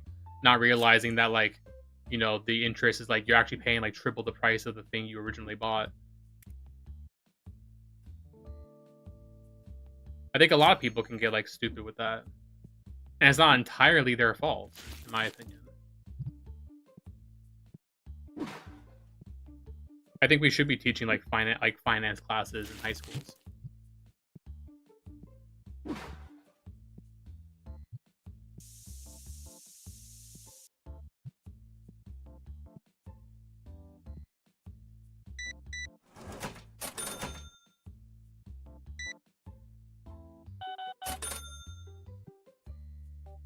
I feel bad too for people who like really watch those videos a lot, because like I like watching them too, but a lot of the videos, like the finance videos, are so like kind of scummy, and they're just trying to sell you shit, and it's like, that's kind of shitty, man. Like, I don't know. A lot of the finance bro YouTube channels are a little stupid. I think it's because YouTube pays those channels like the most. Like, if you're looking to get into YouTube just for the money, don't do a gaming channel, do a finance channel. The ad revenue on those is like astronomical.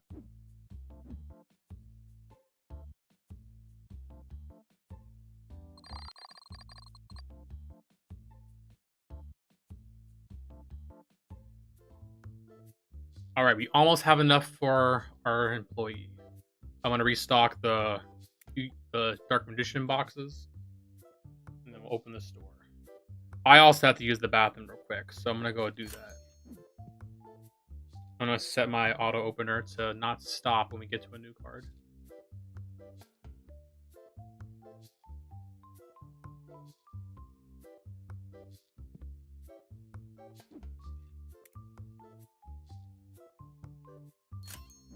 I'm gonna spend $100 opening my own booster pack while I'm using the bathroom. Alright, chat. I'll be right back.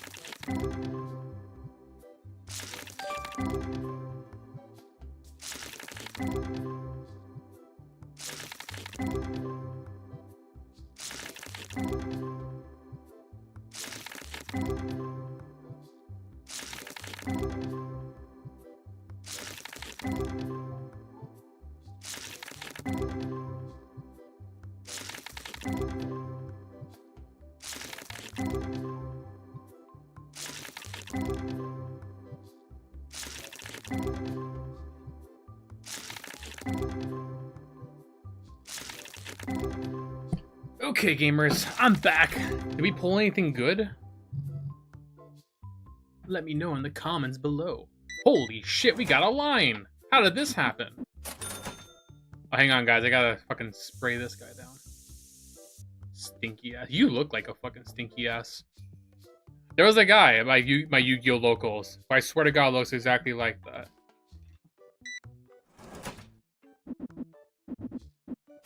Yu-Gi-Oh! Players do be fucking stinky. Like, there's no excuse. They sell Yu-Gi-Oh! Soap. I remember they had like a little Millennium Puzzle bar of soap. There ain't no excuse. Get yourself the Yu-Gi-Oh! Soap. $28 Flame Swordsman was your best card? Hell yeah. Well, we can hire Zach now. He's gotta make a little more money to process him. We're about to get Zach, gamers. He's back.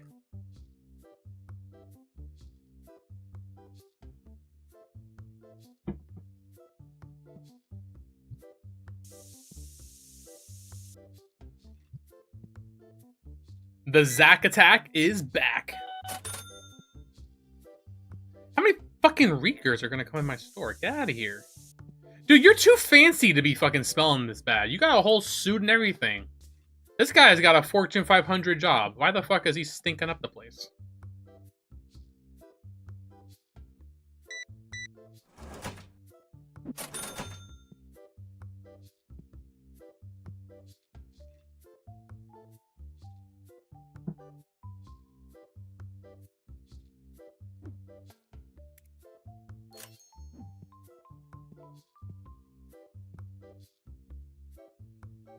We got him, chat. Where is he at? Zach, where are you at, buddy?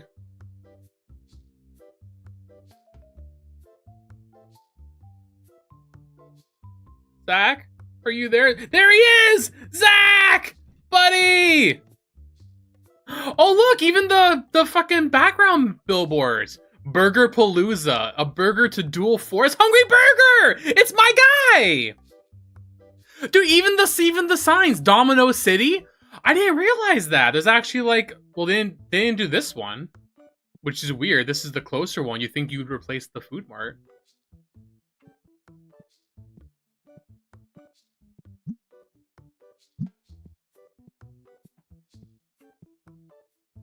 They got YuGiOh Crossing. Oh my god.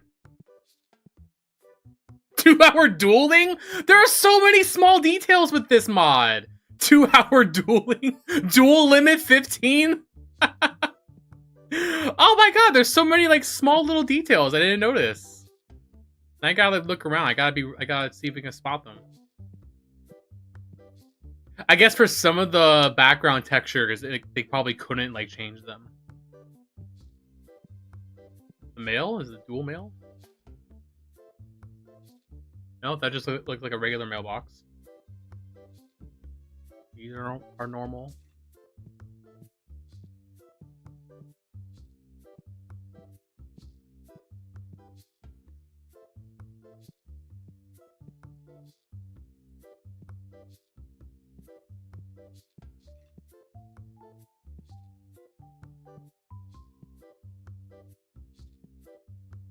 Okay, I guess that's it then.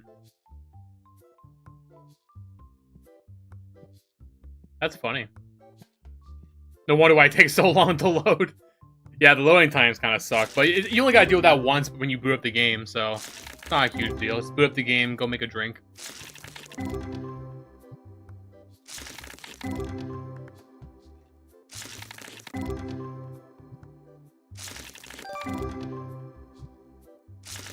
And now we can do what I do best. Open up booster pack.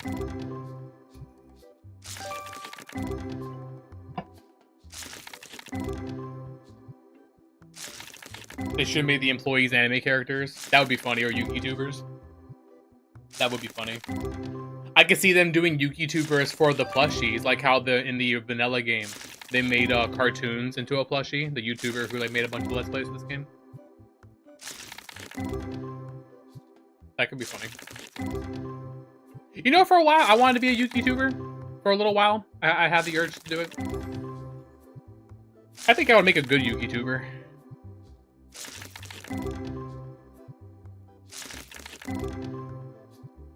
I think I can thrive in that niche. But I can't do another channel. I don't have time to do multiple channels.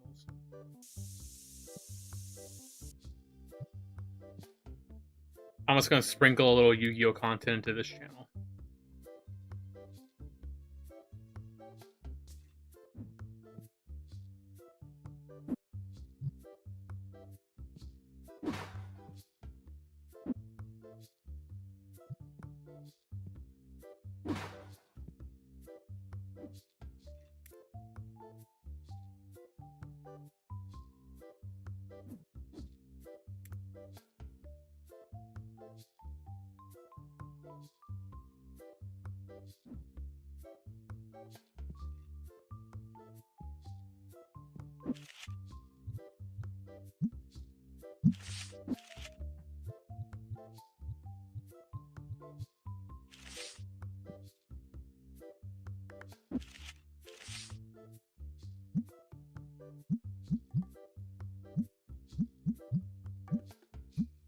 I hate having to price my own cards. Before I play this again, y'all have to remind me to download the mod that does it for me. I'm gonna go a little crazier with the mods on this playthrough, since I have my other file that I haven't been going crazy with the mods. I want all the quality of life mods.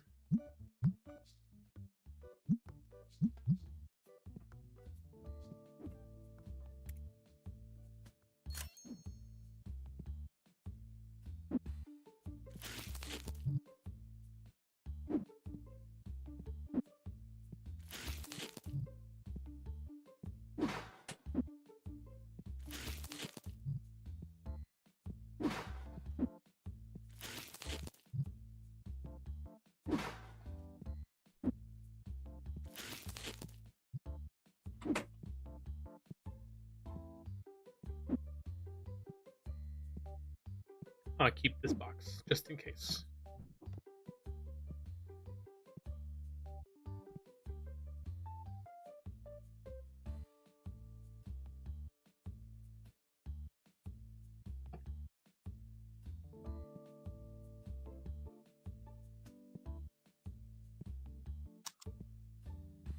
Oh yeah, we can do a different event, can't we?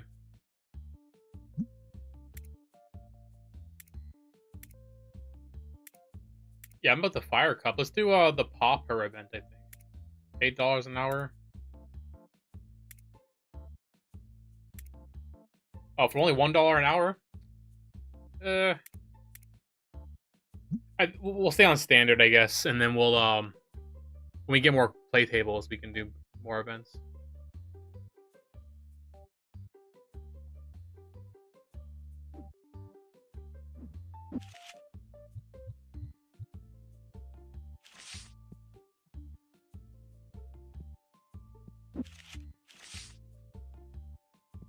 The extra box is in case I ever want to like do some like reorganizing.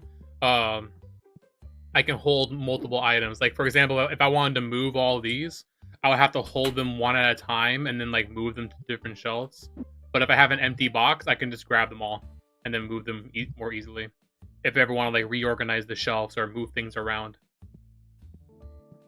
So having an extra empty box is good just for doing stuff like that.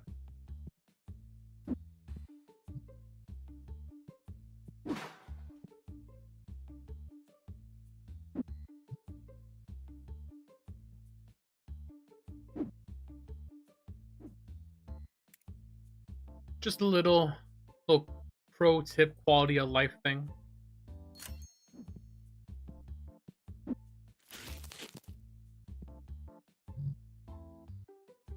more Dark Magician Girl boxes.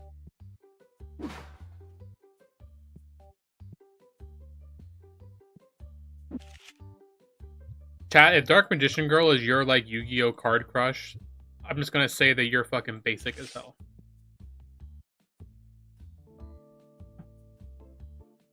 Matter of fact, I want to judge you guys. What are your guys' like card waifus or card crushes, whatever you want to call them? Let me judge you guys a little bit.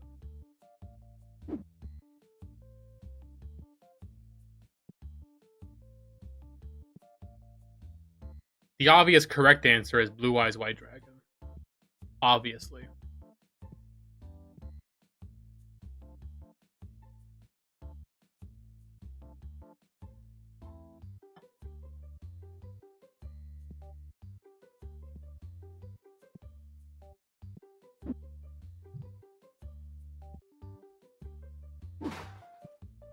I don't have any. Spoken like somebody who has several. I remember in the anime, Cyrus's whole shtick was that he liked her. They did like a whole episode about it too, of him like crushing on Dark Magician Girl, and then like she came to life or something in like one of the duel carnivals or some bullshit.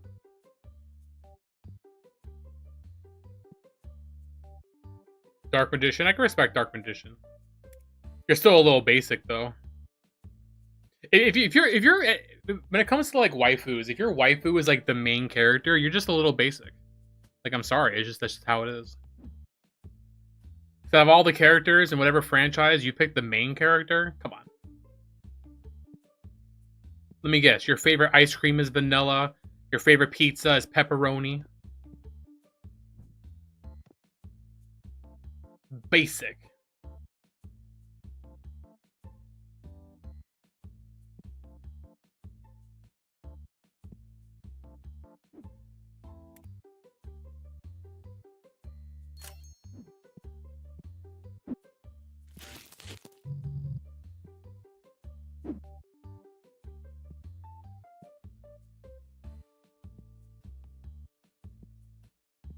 All right, we did pretty good today, I think. Got our employee, so I can finally start doing stuff by myself. Let's go, you two. Shop's closed. Get out. Or buy something first.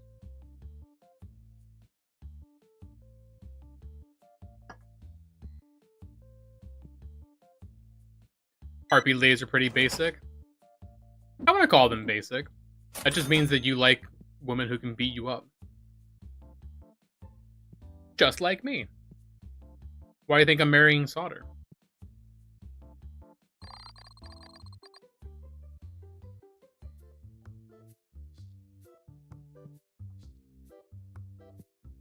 I like the toon cards. The toon cards are cute. It's a shame that they're just not like very like viable as a real deck. Which is fine though. Like people always say that like, oh, this deck isn't competitively viable. Like most decks aren't, because like the metagame's so fucking crazy now. But that doesn't mean that you and your friends can't just like pick a similarly like tiered deck and just have fun and play against each other.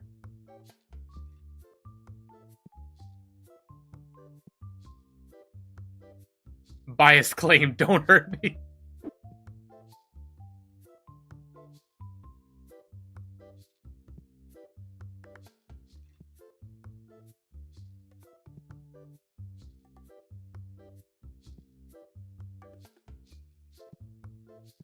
Where's Zach, my employee? There he is. Get to work, Zach. I think we should wait until we can buy the magic ruler boxes, because those will be worth a lot of money. So we need 500 bucks. So I'm gonna let the store run for a bit. We'll sell some stuff. In the meantime, I'm gonna crack open these packs and finish my game.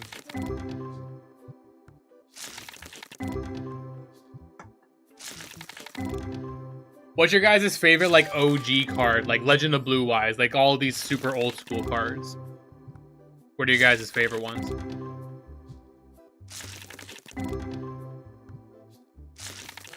I miss the iconic look of these older cards, man. Like these are just like such iconic characters.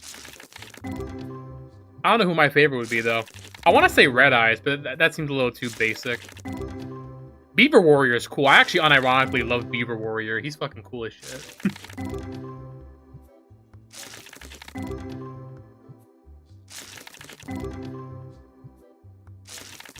Curse of Dragon is cool too. I like Curse of Dragon.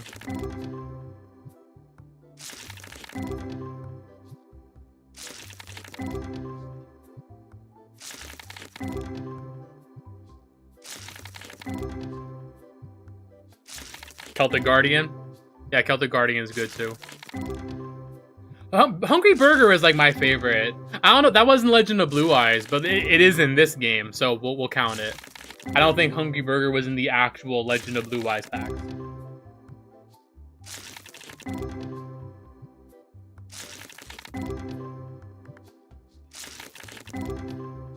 You don't have one because you're never an old school Yu-Gi-Oh player. That's fair. You got around the Link era. Okay, so you're like a modern. You're a Yu-Gi-Oh zoomer. Do you like play Yu-Gi-Oh actively, Sutter King? So you got into it when it was like this fucking like crazy metagame? How was your experience? Because I always thought that new players would have a really hard time getting into Yu-Gi-Oh these days because of how crazy like fast the game is these days. What was your experience like? Like, how'd you get into it? Like, what made you decide to play Yu-Gi-Oh? Was it like the anime, or were you just watching videos on YouTube?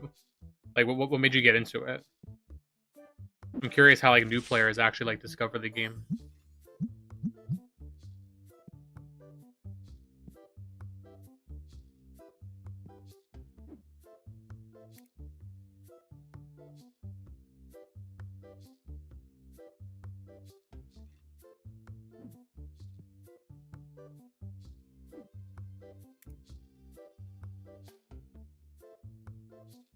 You know what? No, actually, I'm not going to restock this because we're $1 away from being able to buy the next pack.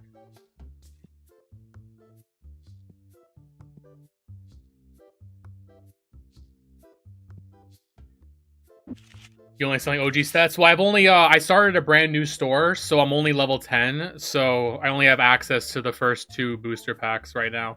If I pull up the shop, I can show you what all the ones are. But yeah, this mod does all the OG stuff, like Pharaoh's Servant, Metal Raiders. These are like all the OG like Yu-Gi-Oh stuff, and I kind of like that personally. I'm a Yu-Gi-Oh boomer. I want the old school shit. Labyrinth of Nightmare, Invasion of Chaos. Yeah, this is the shit that I want. I want all these old school stuff. I'm a new player too. I saw Master Duel and thought, why not? Yeah, Master Duel was big. That got a lot of people into Yu-Gi-Oh, I think. Master Duel is a pretty big one.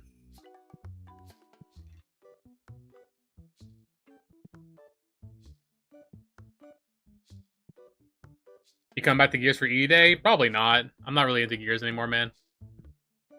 The last few Gears games haven't impressed me. I don't think that this one's going to be much different. We'll see, though. I mean, I'll play it on Game Pass. Like, I'll definitely play it. I don't think I'm going to be making content for it, though. It's not really my vibe these days. I'll definitely play it when it comes to Game Pass, because why not, you know? With my Game Pass subscription, I might as well.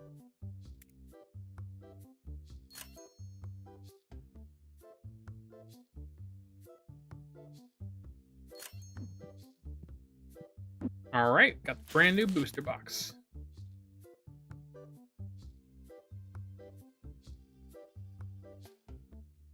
I guess for now I'll put them on this shelf. We gotta get like a better shelf for these though. 32 bucks. But then everything at 18,000 effects, they getting too complicated. Yeah, that's what I'm thinking that happens to a lot of the new players. I saw a really interesting video talking about how new players who get into Yu-Gi-Oh don't really learn how to play Yu-Gi-Oh. They're just learning how to play their combo decks, and that's how you like learn how to play Yu-Gi-Oh. You learn your deck. But I don't think that's like a very good like system.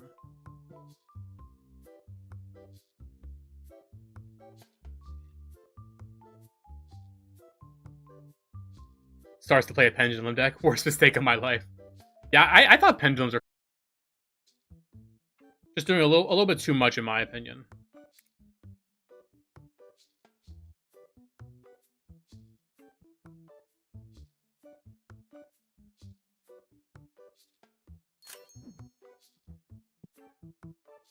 Did my chat reset? YouTube says chat disconnected, and then it says reconnected. Can I get a chat check? Are we good? Can y'all hear me? Can y'all see me? Yeah, there we go. It works now. Okay, that was a weird hiccup.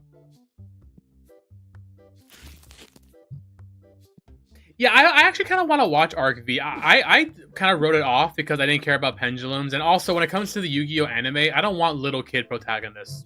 Like, I'm sorry, I don't want little annoying fucking kids. I want, like, adult protagonists or, like, older protagonists. Like, you know, like the original cast. But, I watched a video talking about, like, how there's a lot of parallels between what made the original series good and what makes Arc 5 good. And, people, like, are kind of sleeping on Arc V. And I watched that video, I was like, okay, maybe I should give Arc V a chance. Maybe I should, like, actually watch it. I watched the first few episodes, and, like, also the whole shtick of, like, him not being good at dueling, and his astral guy has to, like, coach him, but, like, do it in a way that he doesn't realize he's being coached, because he's too stubborn. That whole shtick was a little annoying to me. I didn't like that. I want my protagonist to be really good at Yu-Gi-Oh!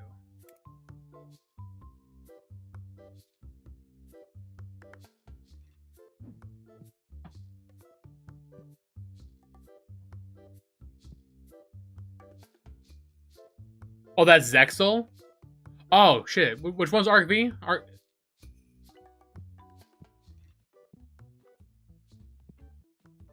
Zexal was the one that he was talking about in that video. It was Zexal. That's the one that I kind of wrote off.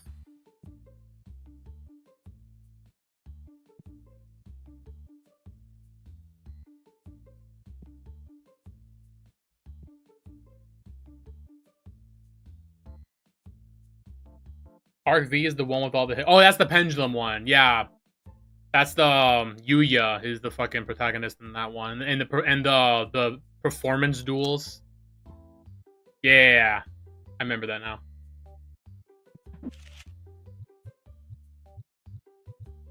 Man, all this talk about Yu-Gi-Oh! You guys make me want to get back into this game, like, and do content for it. All this Yu-Gi-Oh! Chit-chat. We should do a Master Duel stream. I'll dust off my Gravekeeper deck and see if I can actually win with it.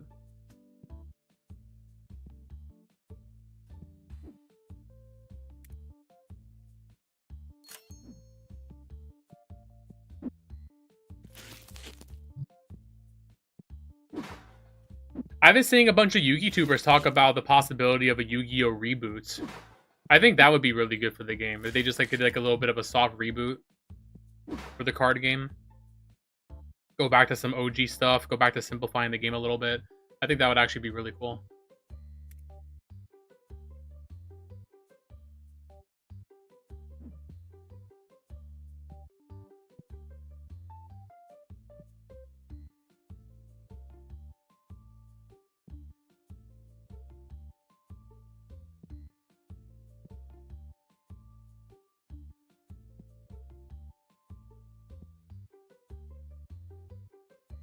Zexo manga is really good. I haven't read a Yu-Gi-Oh manga since the Season 0 ones. That was the only time I read a Yu-Gi-Oh manga.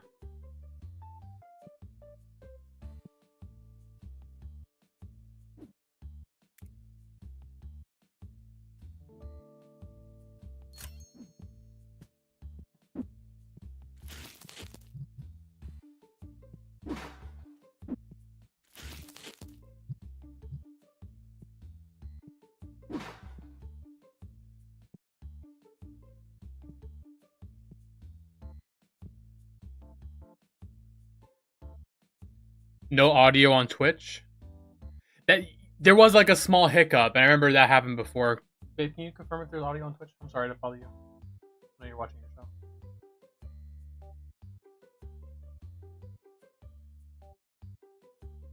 Having the same issue. Yeah, no, that's definitely something. Guys, give me 1 second. I need to restart my stream real quick. If you're watching on YouTube, just give it like a minute and then hit refresh if the stream's like frozen for you. I have to click offline and go off online again because Twitch doesn't know how to run a platform. So give me 1 second, y'all. If the stream's gonna freeze for a second, just wait like a minute and then hit refresh.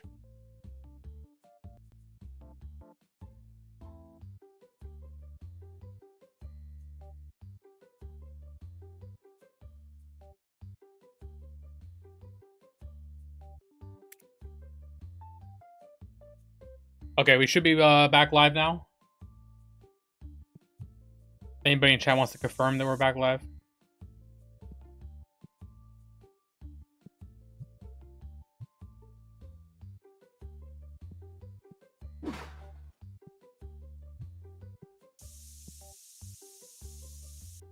We're good? Okay, good. We're good. For Zexal, it was being made faster than the anime, so it starts off very similar, but then branches off. The Arc V manga is completely different. Honestly, kind of a mindfuck. Maybe I'll get around to reading them. Maybe one day I will. I like reading the Season 0 manga a lot. That was a lot of fun. Kind of trippy, honestly. Old school Yu-Gi-Oh was like very like a little bit like darker than what we know today. Yu-Gi was fucking killing people in that.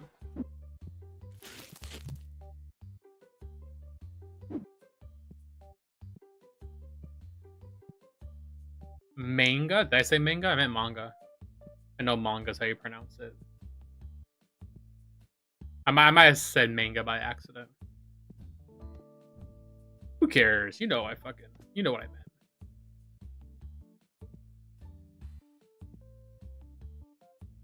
Tomato, manga, mango. Who fucking cares? So, we all know what we're talking about.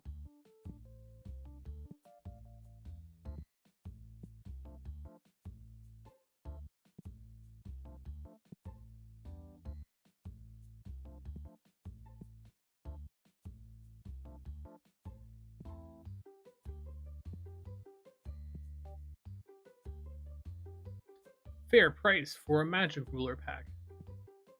Zach, where the fuck are you going? We have customers in the store. Hey, get back on the counter. Where are you going, buddy? You got work to do. This guy. It's so hard to find good help these days. Where the fuck do you think you're going?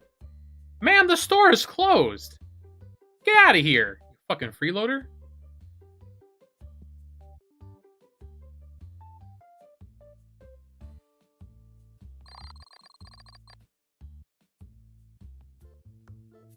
Day 10. Day 10 of the Yu-Gi-Oh card shop.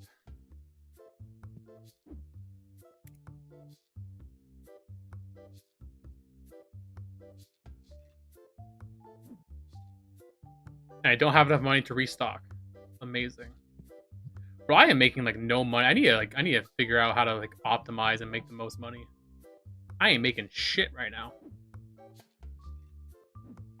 I wonder if I should only be selling the booster boxes and the deck boxes. Maybe I should stop selling booster packs because they're not worth a lot.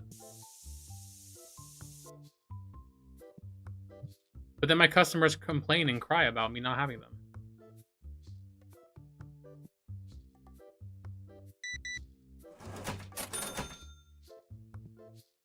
You know, fuck it. We're not selling booster packs anymore. I'm opening these. These are mine. I'm opening these.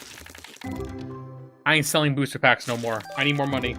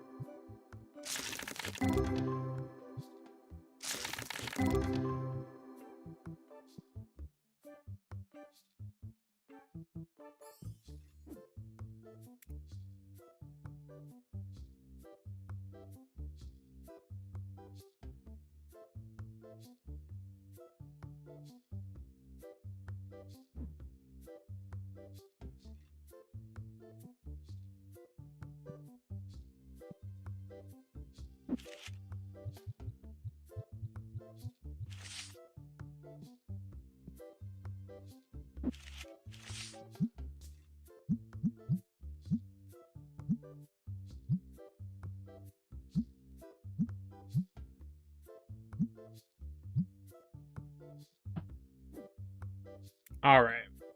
Let's see if we can make more money this way, just by selling the booster boxes and the deck boxes.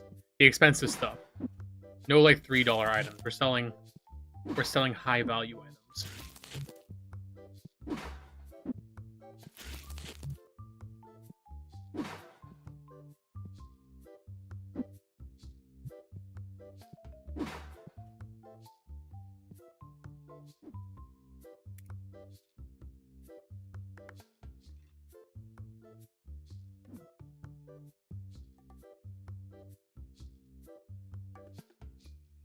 Oh, brother, Zach, come on! Give the man his fucking money!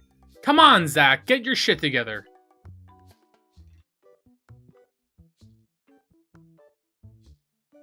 Zach, why are you get back on the fucking register, Zach. I didn't tell you you can go take a break. It's not break time.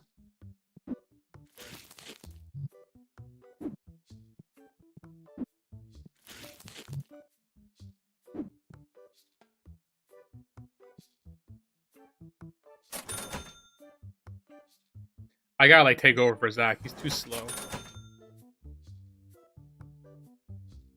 Zach's killing me over here. And look, why is he waiting? Yeah, get back over here, Zach. Why are you waiting?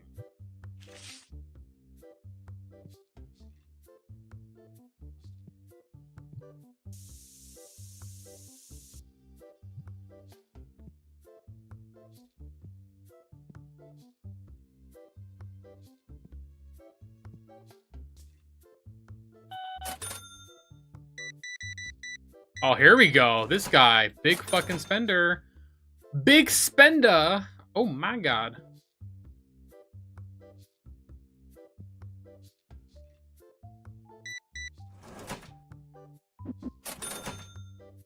You know, Zach's too slow. We gotta put him on restocking. You know what we should do? We should buy a shelf so we can like stock the stuff, like the boxes, and have Zach on restocking duty, and I'll man the register.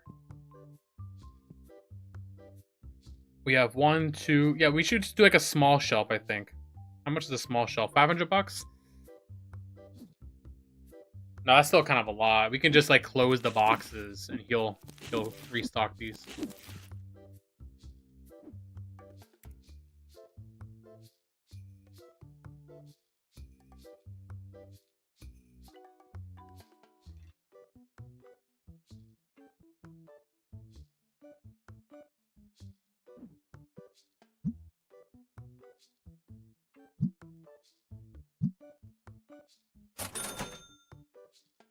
Yeah, I'm gonna let Zach go on restocking duty.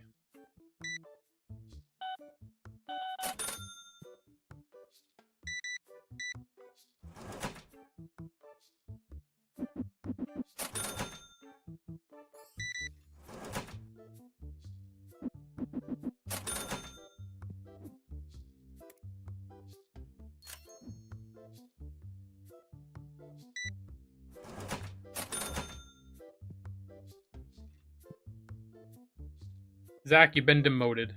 And yeah, I just have to I have to make sure I close the boxes. So he'll actually interact with them. Because he won't interact with the box if it's open. Even though he's the one who opened it and then left it on the floor. Dude, he's me for real, man. He's just... Zach is just chronically doing the bare minimum to not get fired. He is me for real.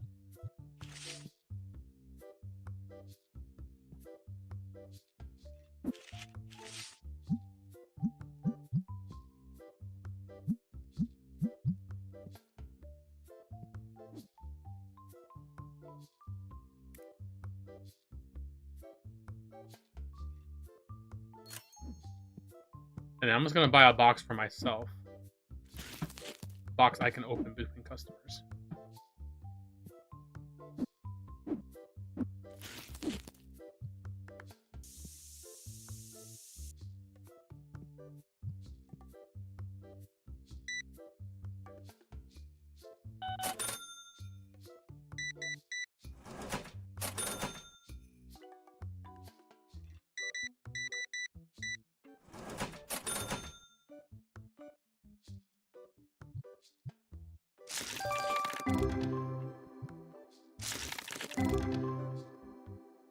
Yeah, I think me running the register for the early game is still good, even though you have Zach now, but he's just so slow on the register. I think we can make more money if I just sit here, open booster packs like during the downtime. Probably a better way of going about it. Penguin Knight? I just played Sacred Cards. Penguin Knight was a big card in the starter deck.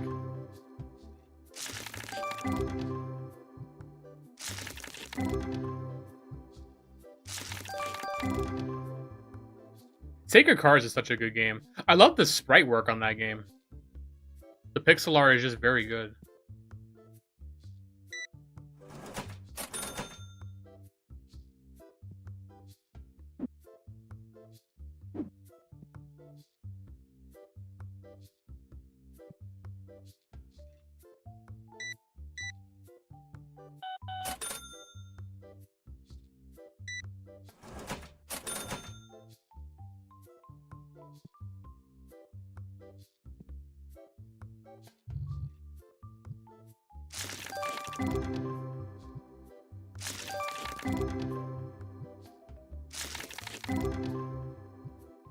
Hungry Burger, my guy!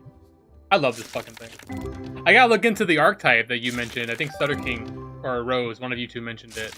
I gotta look into the archetype. I want to build Hungry Burger. I don't care how bad the deck is. I just want to run it.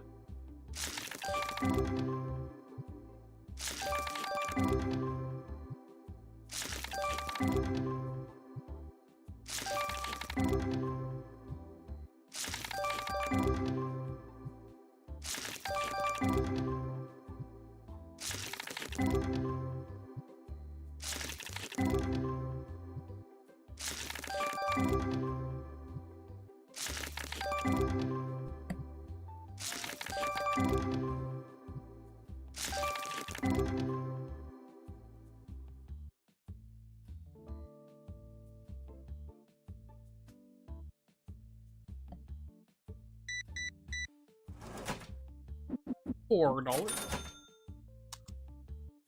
called Noivelles. Basically, it's all food, mostly French stuff. Kind of funny. I'll look into it. I like funny meme decks.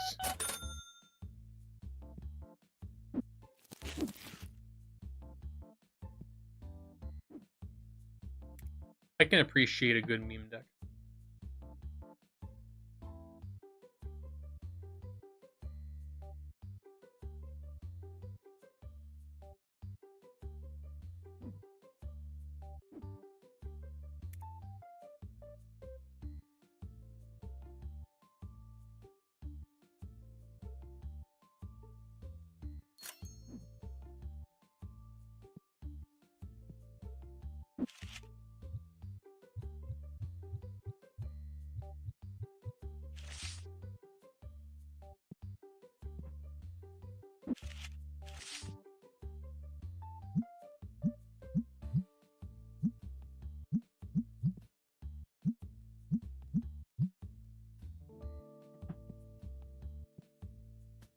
Yeah, that's one thing I really like about Yu-Gi-Oh! Is that there are so many like creative and interesting like different types of decks.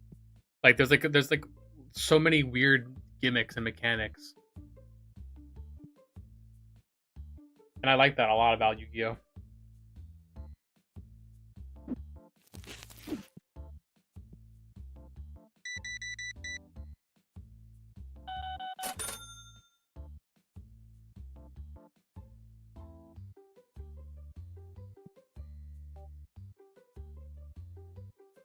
Where is LOB pack? Man, buy a box! There's packs inside the box! Broke ass. I can't find booster packs, so I'm gonna walk out. Man, fuck you. I don't want your business anyway.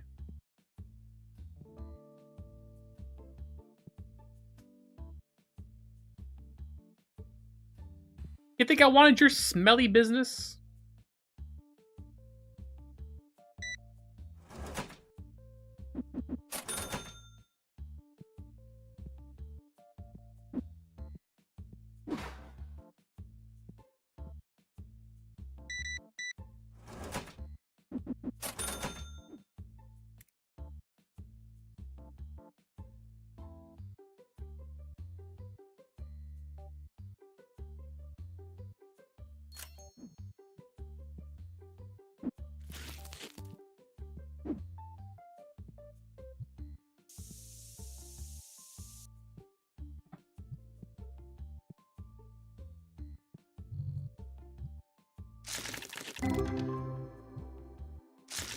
Let's get cracking.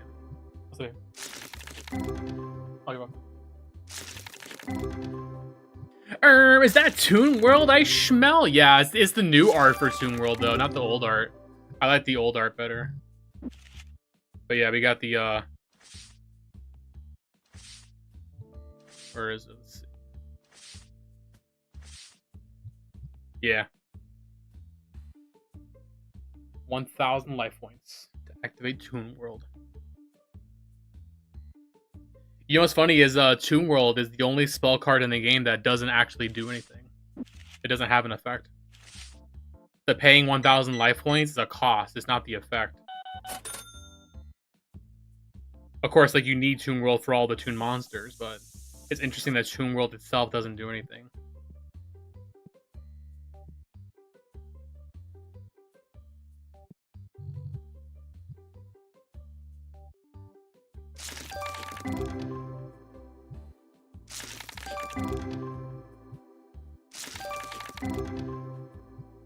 Cyberjar is cool too. I know he's banned, but that was a big card with me and my sister. We used to play Yu-Gi-Oh! A lot. And we weren't using the ban list, obviously. We were still playing Pot of Greed and shit.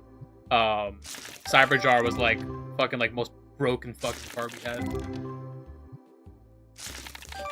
That's true working. It allows you to do things like use your Toon monsters and stuff, but the actual spell card itself doesn't have an effect, which is interesting because no other card in the game is like that. There are other cards that like require a new like a field spell or something to be on the field for them to do their stuff. But even those cards have like secondary effects. It's just a little interesting little like fun fact about Yu-Gi-Oh, you know. Little quirky little fun fact.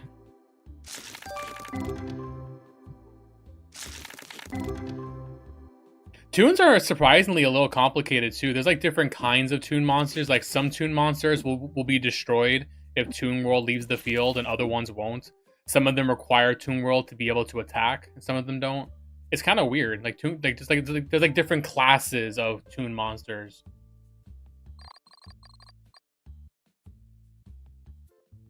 And for how like complicated it can get, the deck is ultimately still isn't that good. But it is fun.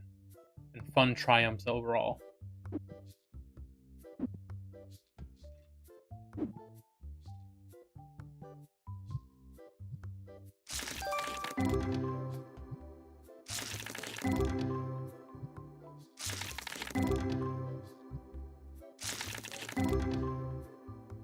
And we just hit store level 12, so we can get the next packs going.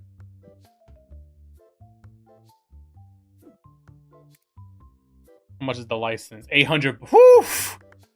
$800 for a license? Hot damn. Alright, so we're gonna wait like a day or two before we get that. A little out of my budget at the moment.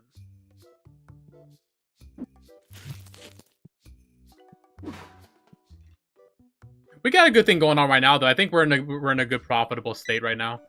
We're making some decent money. I didn't check how much money we made yesterday, but I think getting rid of the booster packs was the way to go, because now customers aren't buying like $3 booster packs. They're buying more stuff, even though some of them will leave because they're looking for a pack. I think we're still okay. Let's check our ratings, actually. Let's see if there's any customers complaining. Yeah, we still have a 4.6 rating. Everything's still pretty good. No one's really complaining about the lack of packs. Yeah, one person. I was psyched because it's my son's birthday and I want to get a LOB pack for him. Dale told me I can get LOB packs here, but I guess he was lying. Now we're no longer friends.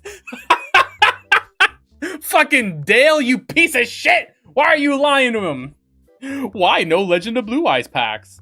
Man, fuck these cheap asses. Buy a box. I don't care. You can find packs in the box, okay? So, I don't want to hear it. I want to hear you guys yapping about it.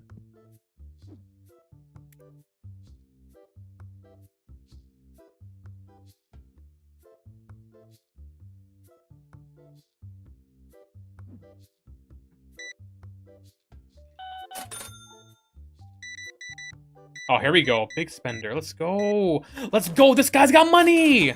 And exact change. It's always the big spenders that have the exact change. Love these guys.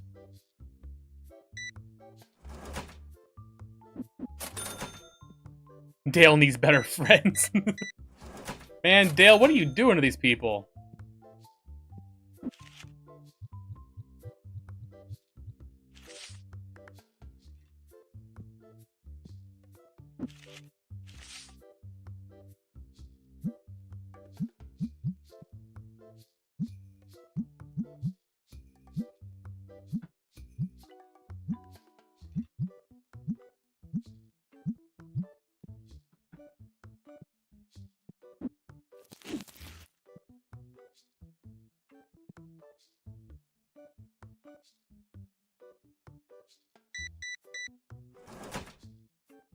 Big spender.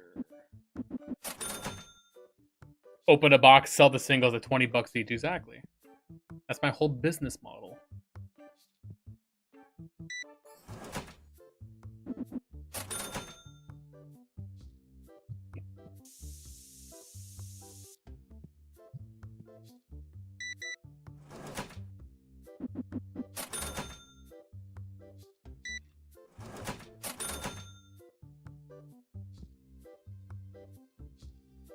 Yeah, this system's pretty good. I like the system we got going on. Remind me, at the end of the day, we need to see how much money we actually made in profits. Because we're already back to 400 bucks. This is the way to go for now, until we get later in the game. I think once we get like later into the game, customers start like caring more about the specific items they're looking for.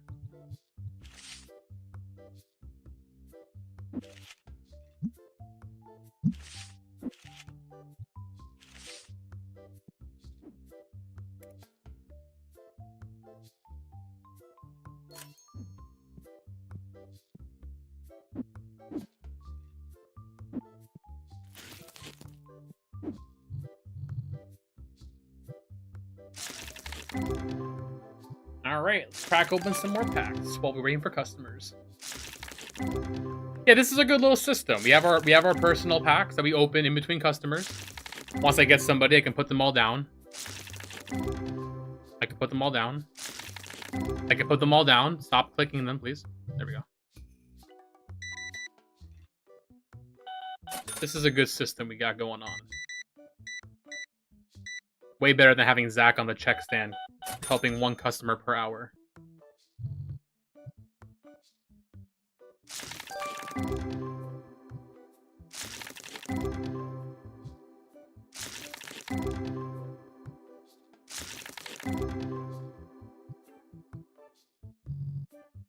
We just pulled Giant Rat. Where's Mystic Tomato? I remember that card.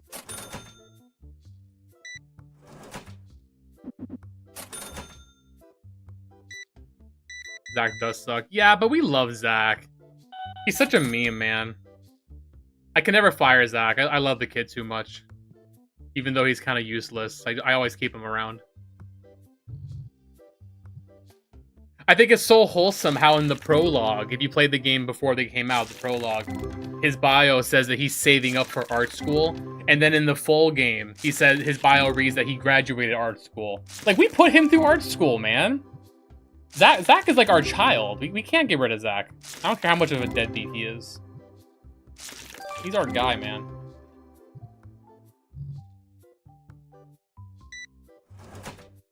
He's like that one employee who's just friends with the boss, so he'll never get fired no matter how bad he is at his job.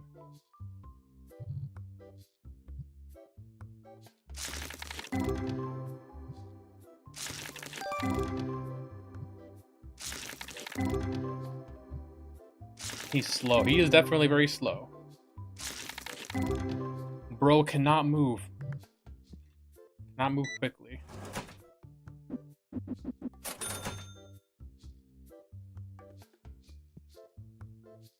Bro is not fast.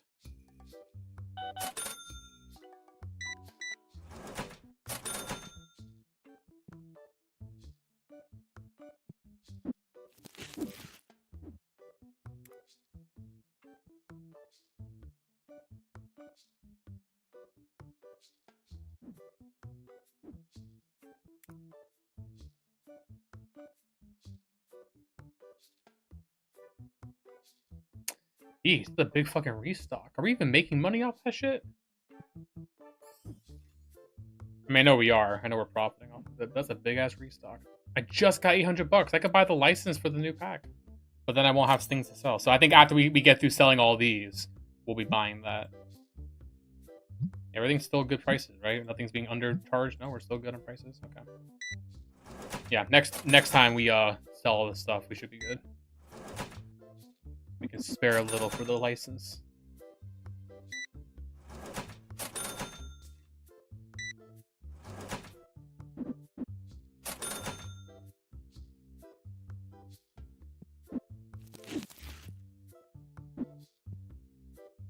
Oh, I still got cards in here.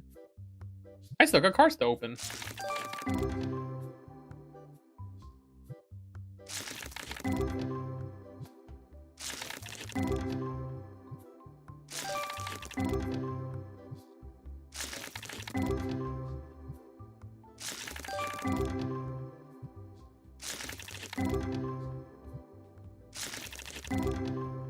What accessories are available with the mod? Let's check them out. We have a lot of cool ones. So we got the Weevil bug spray. We got the sleeves. The dice stay the same, unfortunately, but there's no like Yu-Gi-Oh themed dice.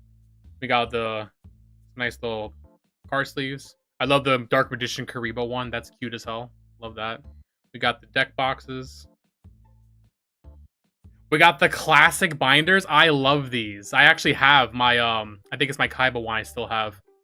The classic Yu-Gi-Oh 4-page binders with the shitty top loading slots so that they fall out if you put the binder upside down. We got some good play mats. Do a slow scroll through these. Thank God we have no lewd anime play mats. Are you really a Yu-Gi-Oh player if you haven't gone to a card shop and had somebody pull out a fucking playmat that was borderline hentai? We got the mangas, the graphic novels. And then for the figurines, they're really cute because not only do we have a couple of cute figurines based on the characters and the monsters, but my favorite thing that's inside here are the video games. We actually have like the video games as accessories, and that's really cool. I absolutely love that. That's awesome. Big fan of that.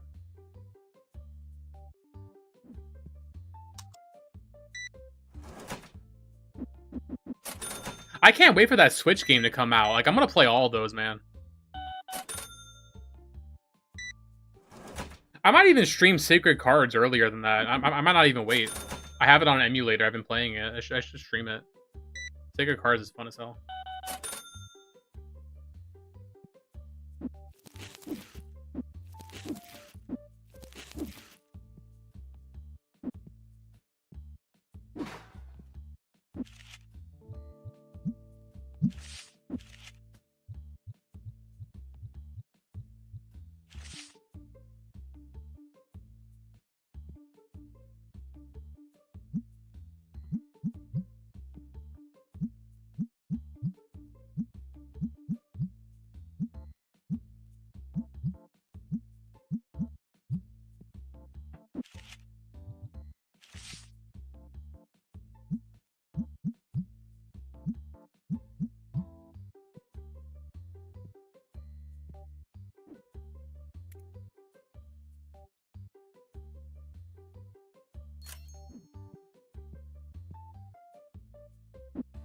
Yoink. I'm sure there's a Magic the Gathering mod. I'm not 100% sure. But I'd be very surprised if there's not. There's mods for all types of card games. There's Pokemon, which is a very popular one, probably the most popular one. I've seen one for the One Piece card game. I've seen one for HoloLive VTubers. They have a bunch of them. Digimon. So I would be very surprised if Magic's not one of them. If you want to know where the mods are, Nexus Mods is the website. NexusMods.com is where people are getting all their mods for this game. You play the old games? The old Yu-Gi-Oh games? Yeah, old Yu-Gi-Oh games are fucking awesome. I love the old video games.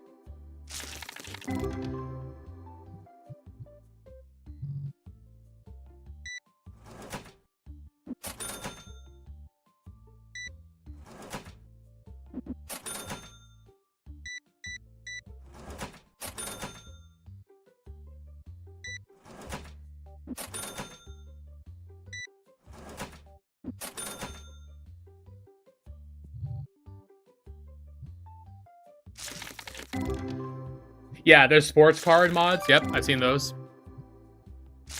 I think I saw a Harry Potter one, which I don't think there's a Harry Potter card game, but they probably just like utilize like things from the series. I'm not a Harry Potter fan, so I wouldn't know what they're doing with that. I mean, don't they have? Yeah, they have trading cards, right? The chocolate frog cards, I think. Maybe that's what it is. I want Animal Crossing. The day they make an Animal Crossing mod, I'll be so happy. I wish I knew how to make the mods. I wish it was like simpler and I wasn't so fucking dumb with this stuff. I would love for somebody to make an Animal Crossing mod like this. Do the amiibo trading cards and then do like the Animal Crossing characters as like figures. For accessories, you can do like whatever, you know, just make an Animal Crossing core. That'd be so cute. And that would look so good with my new VTuber that I'm gonna debut soon. That would look so fucking cute.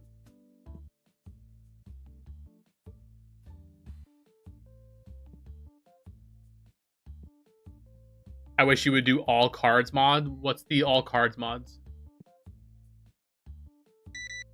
Are you saying you wish I would do all the different ones?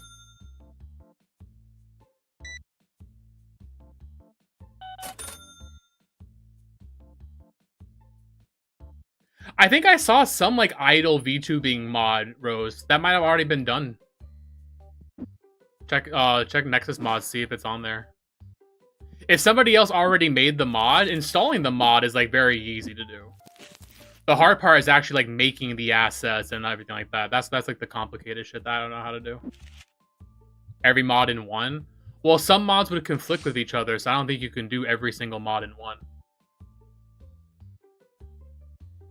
Well, no, I mean, I guess you could just download them all, because like you can if you're savvy enough, you can like go into the files and like I guess like do them all yourself, like manually. Replace all the textures and then pick and choose which ones. Like you can make some booster packs Yu-Gi-Oh, some booster packs Magic, some booster packs whatever. Oh, I multi-stream on YouTube as well. I'm on YouTube and Twitch. I think Twitch chat's a little bit quieter right now than YouTube chat. Yeah, I should like pin that in the both the chats. I should pin that multi-streaming because you're not the first person who said like, who the fuck are you talking to? $1,500 revenue. That's not bad. Yeah, I think this method is working pretty good.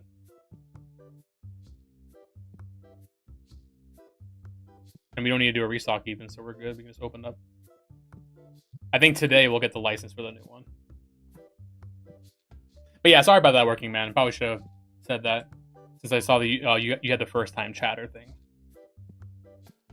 But yeah, I do YouTube and Twitch. I make YouTube videos as well.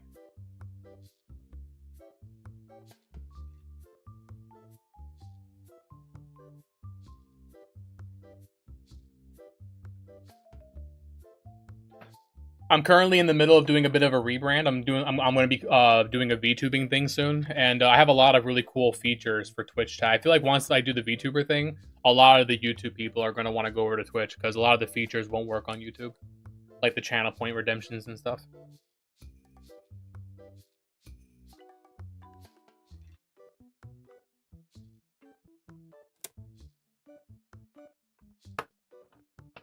Sorry, I'm taking a drink of my water and I saw a fucking stinky man. Get this stinky man out of here.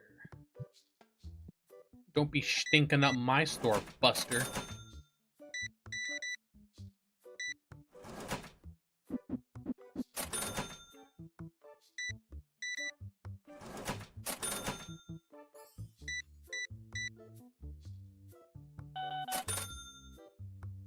Have they announced for the new Switch game coming out? Have they announced what games are going to be on that collection? I know Sacred Cards is going to be on there. That was like the one I actually I googled and it was on there. I don't know if they were all announced though. I'm excited for that game though. It's going to be so fun. Play some classic Yu-Gi-Oh video games.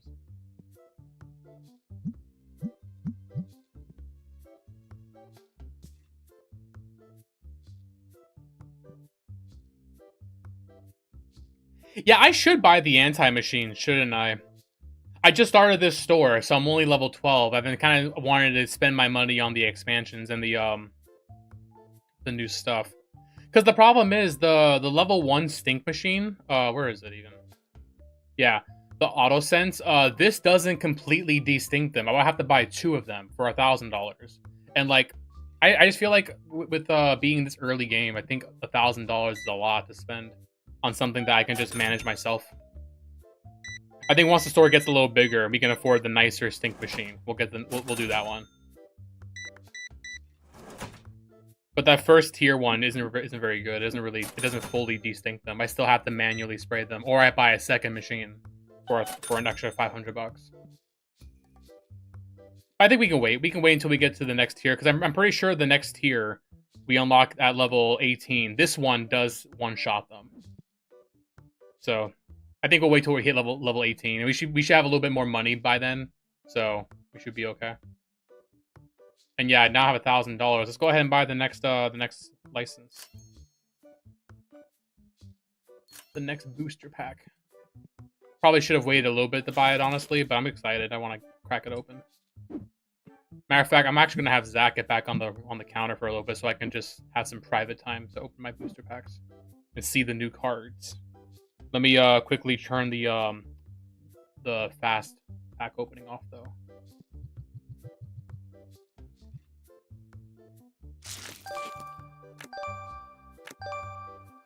Mirror Wall! I remember Mirror Wall. Life Force Sword?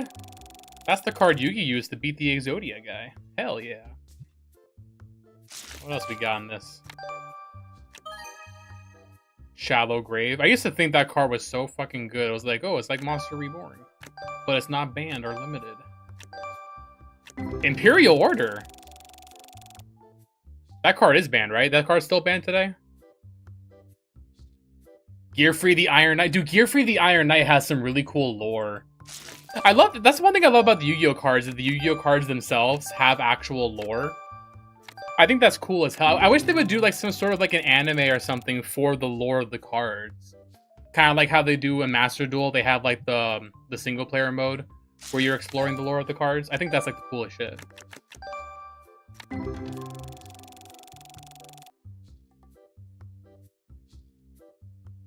Skull Invitation. Yeah, I thought Skull Invitation was a really good card too.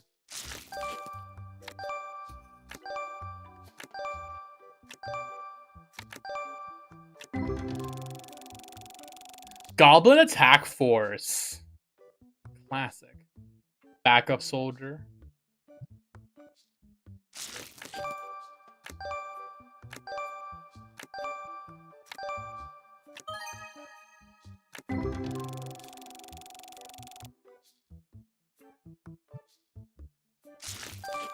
I used to have a piss off your OP Monarch deck. I played Frog Monarchs back when that was like a viable deck with what was it, with Rainbow Dragon. I was always a fan of like control decks in Yu-Gi-Oh! And any card game really. I like playing control decks.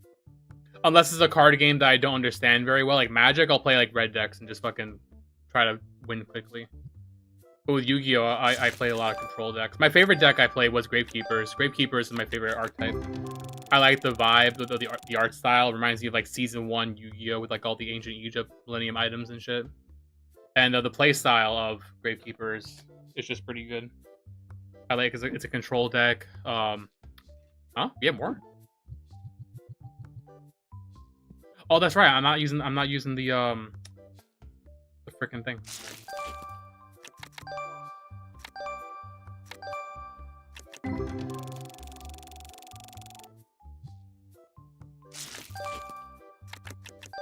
There's a manga about the lore behind the Sky Strikers archetype that might be getting animated. That's pretty cool. I personally, I don't care about the newer cards. I kind of want like older card lore. But if they're gonna like start exploring the lore of the cards, I think that's probably fine. That's really good. And I hope that's like the start of it. I hope they do little. They could probably do like little mini series for each of the card lores. They could do little mini series. I think that'd be cute.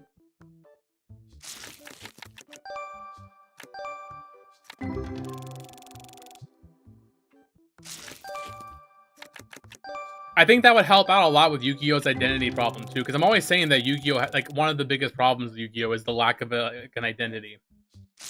Like if you watch like the most recent Pokemon World Championships for the card game, one of the top decks was Charizard. Everybody fucking knows Charizard, so everybody can get involved with that because no one's like kind of alienated. Whereas like you look at the modern Yu-Gi-Oh decks nowadays, and nobody can recognize the cards anymore because it's not the same as like what they grew up with. And I feel like that kind of hurts like the identity of the game. You don't have Yugi on the booster packs anymore because he's no longer the main character because of all the different spin-off series and stuff like that. I think doing little animated series like that to kind of get people like invested in the new card lores, I think that'd be really cool.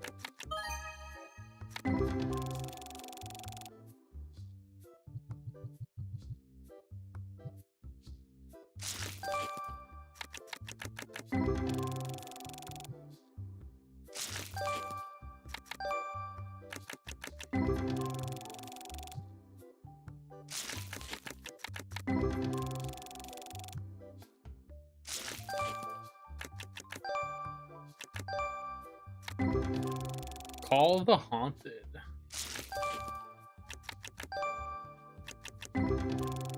Man, you can't even play you can't even play trap cards these days.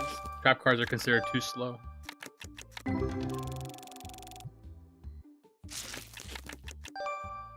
That's probably got to be a crazy like culture shock for like old OG players coming back into the game nowadays. Things like Dark Hole and Mystical Space Typhoon are just like unlimited, and like not only are they unlimited, but they're just considered not to be good cards. Whereas back in the day, Mystical Space Typhoon needed to be limited to 1. That was considered a very strong effect.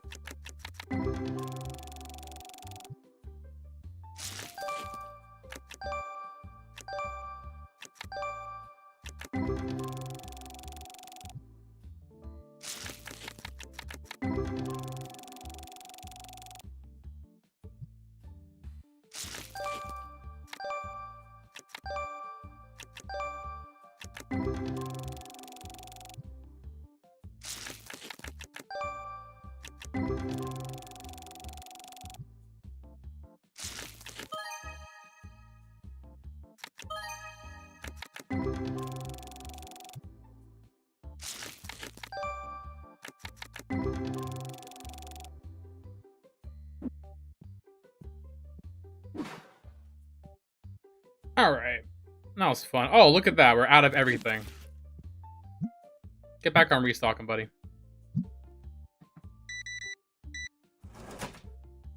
In the time it took me to open up 1 box, we've like run out of everything.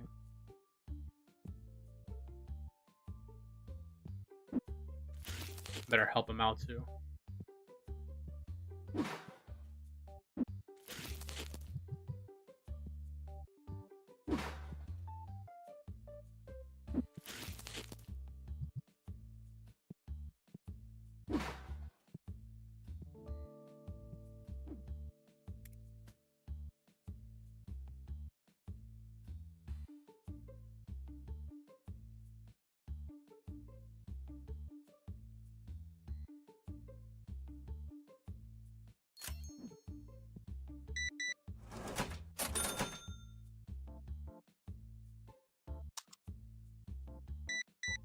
Alright.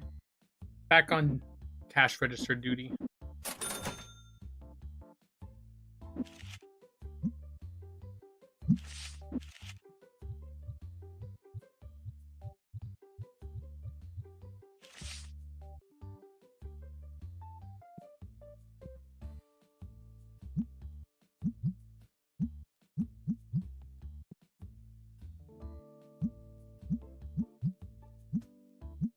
Hey, don't buy them yet. I'm still pricing them, buddy.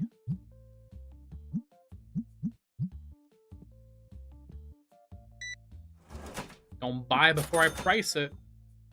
Piss me off.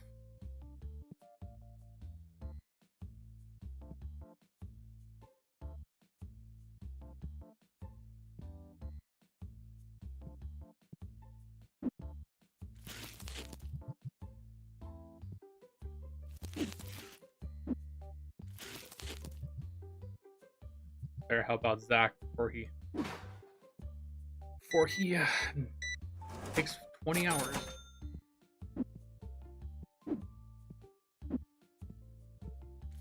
In classic Zach fashion.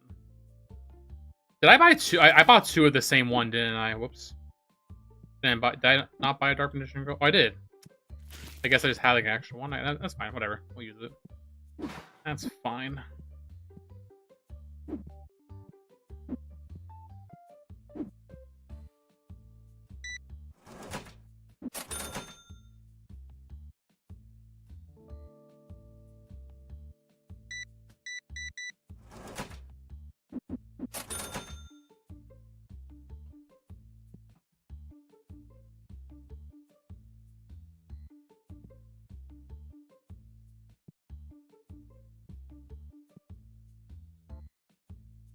People keep walking out with bags. Did you pay for your stuff, sir? I don't remember checking you out, man. You better be paying for your shit. Don't be robbing me.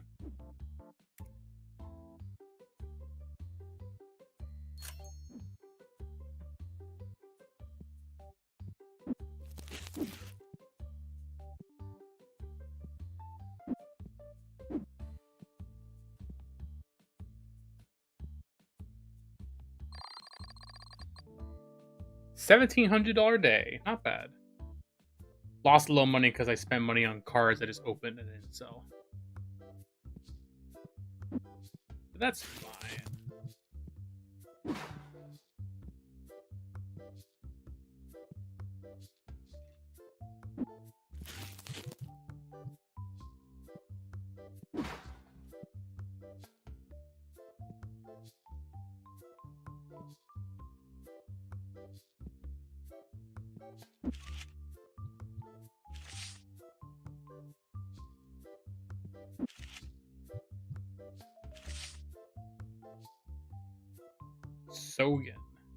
Sogen these nuts.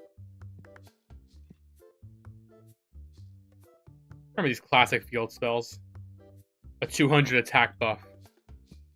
So simple, and yet so effective. Gravekeeper still has like the most powerful field spell. Not only do they get a 500 attack buff, which for the time, a 500 attack buff was pretty huge, but all the graveyard negation effects.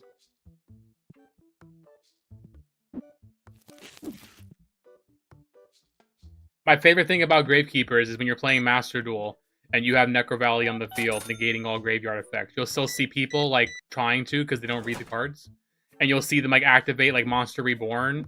It doesn't work, and then you see like a 30-second pause, and you know during that pause they're actually reading the fucking cards. That's my favorite when I play Gravekeepers.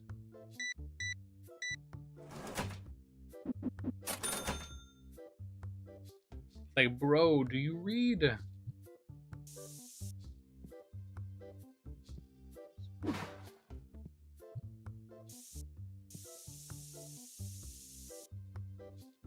Yeah, Rose. Yeah, their credit cards are Blue Eyes cards. Yeah.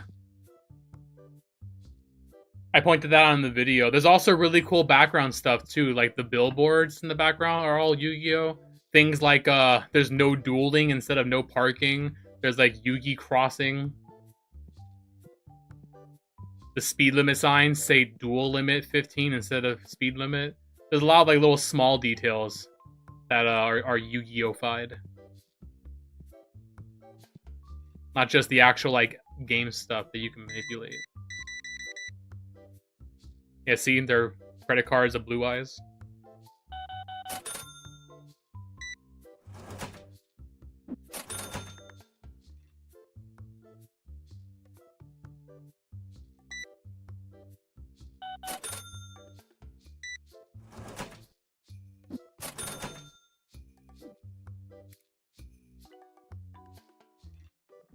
Okay, I think it's finally time to unlock the big box license so we can go through less boxes.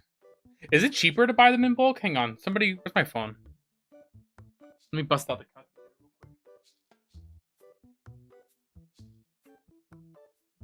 Let's see.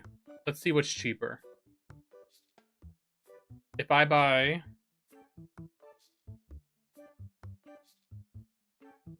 Let's see, 58, 16.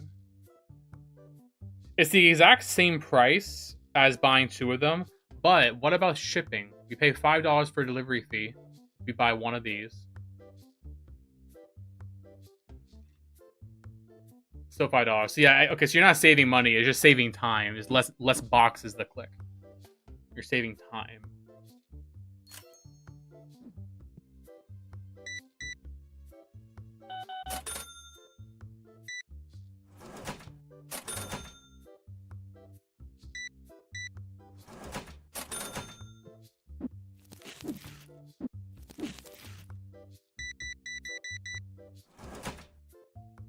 Which I guess if we're gonna have Zach do the restocking, yeah, less boxes is probably better because it takes him so long just to throw a box away.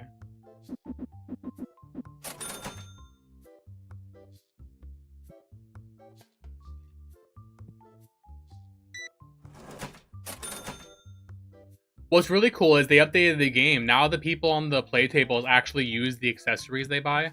Unfortunately, I only have the deck boxes. I don't have play mats out yet.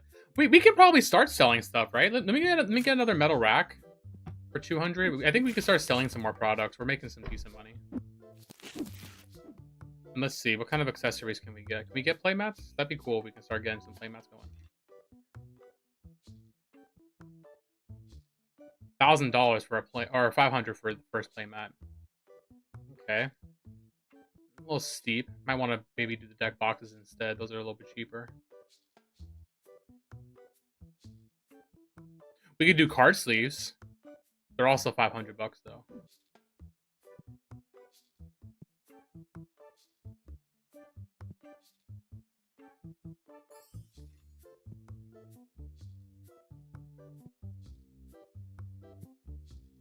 But yeah, see, they have like the deck boxes out. He has the Dark Magician Girl one. Oh shit, this guy's got 4 Exodia pieces! Bro, you're about to get fucking obliterated! He's about to draw the last one.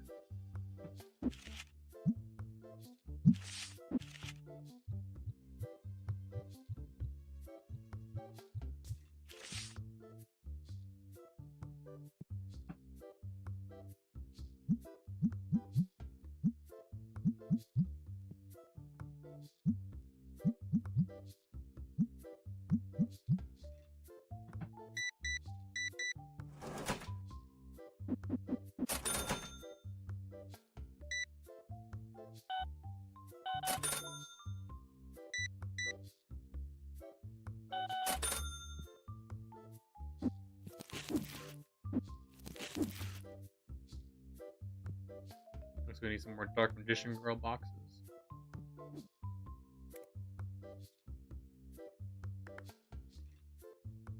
Of course, the Dark Magician Girl one's getting bought out the most. Let's do the Blue Eyes one now. Let's go ahead and buy that. Get a new one going. I gotta stock the Blue Eyes one because he won't.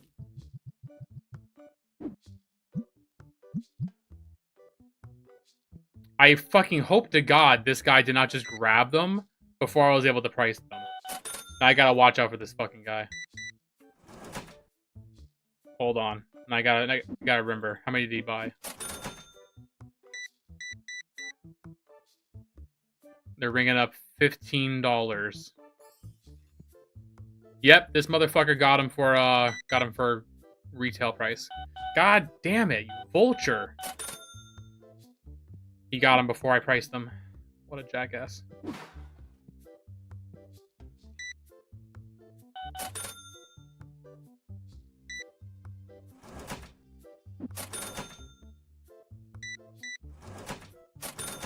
That's why you should wait to do your restocking until the store is closed.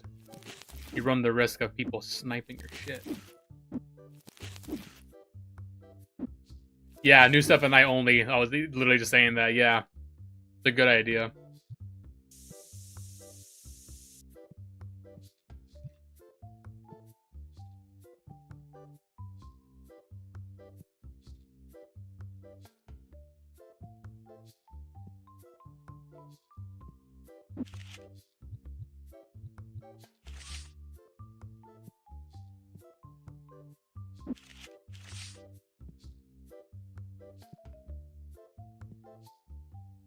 Come on in, buy some cards, sir.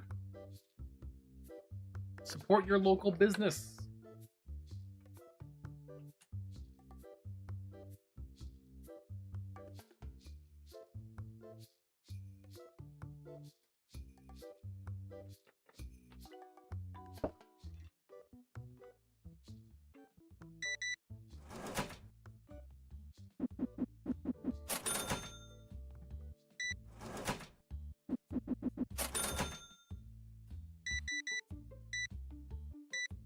There we go. Lots of boxes.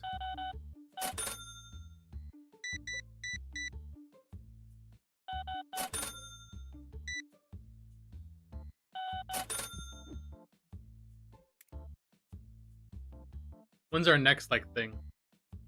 Level 16 we get the next box, which we'll be selling, because we're not selling the packs just yet.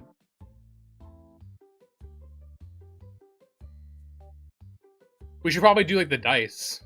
Yeah, why not do the dice? We have 4 spots. Let's do the dice, because they're cheap enough. We can afford to just grab all of them. Well, we can get all the licenses. We can't buy all the dice yet.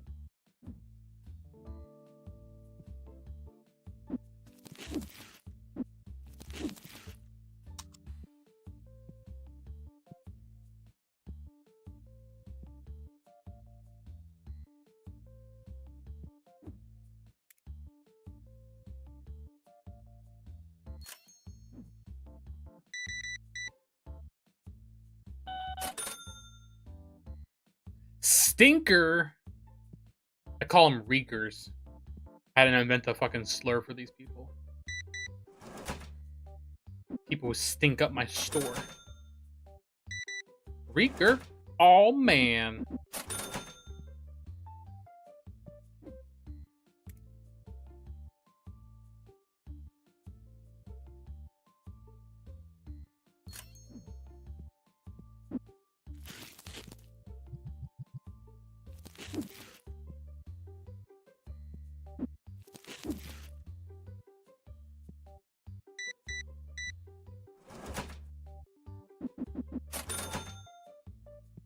Man, who needs a storeroom? This is our storeroom right here.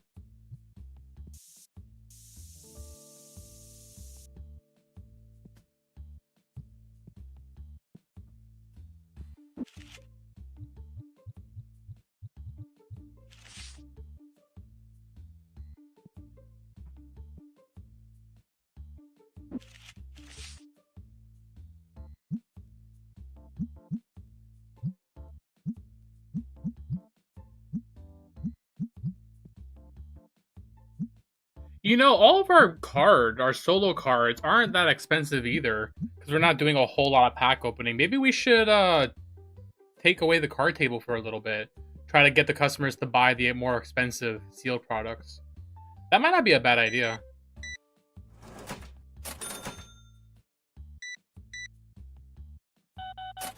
Maybe we can experiment with that next day. We'll experiment with that.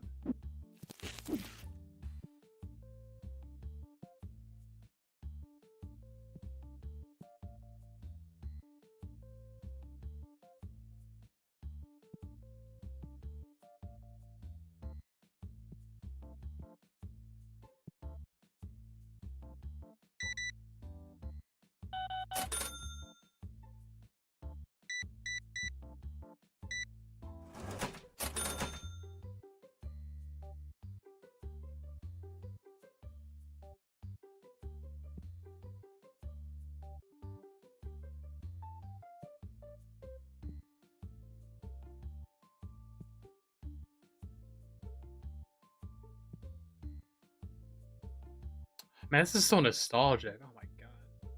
I miss going to the store and seeing Legend of Blue Eyes. I bought so many of these fucking things trying to get the Exodia pieces. Do you know how much money I fucking blew on these bullshit packs? And I would do it all over again. They sell retro packs now. I kind of want to pick up one of those just for the nostalgia of it. I hope they do reboot Yu-Gi-Oh! Like the card game. I hope they do. I think that would be really good for the game. Do a little reset.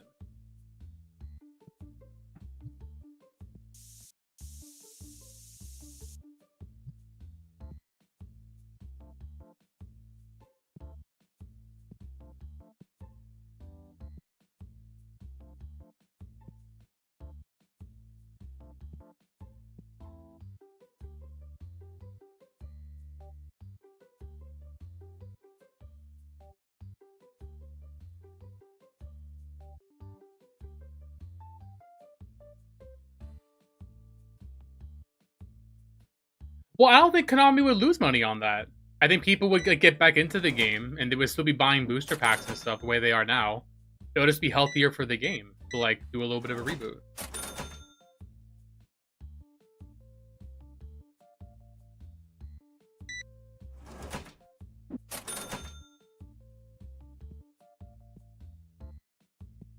Although they might piss off a lot of people because people who spend like thousands of dollars on these cards might be a little pissed off if like they're no longer like competitively playable. They could always do like they could always try to support both. Like they can support like new Yu-Gi-Oh and old Yu-Gi-Oh. I don't know. I just wish that there was more classic Yu-Gi-Oh stuff to do. I know there's like retro formats that are community driven, like Edison and Goat format, and I wish that they would just like support those a little more, do a little more of those, you know.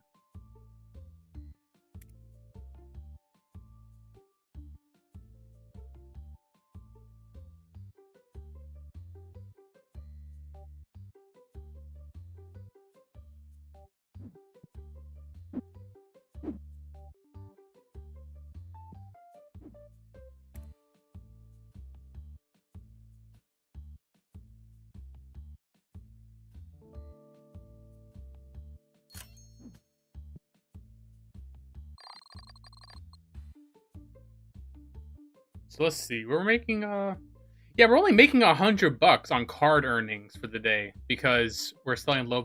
I'm gonna try it. I'm gonna try boxing up these the table here.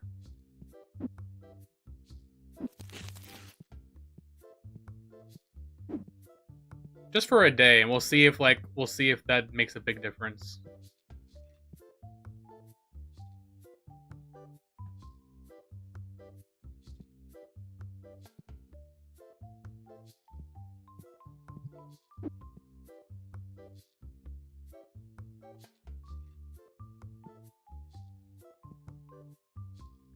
I guess time will tell. Because Konami also doesn't do a good job of supporting their alternate formats. Like, I loved Speed Duels. I thought Speed Duels were perfectly fine. But Konami never really, like aggressively, like, supported them.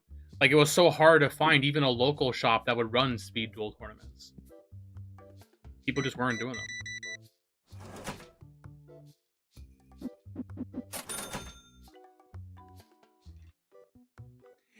Yeah, I'm kind of talking about more so like reboot like the game, like the actual like traditional Yu-Gi-Oh. I know Rush Duels are like a new kind of like side game. That's more of like a side game though. I kind of want like the main Yu-Gi-Oh to be like rebooted so these classic cards can get like used again.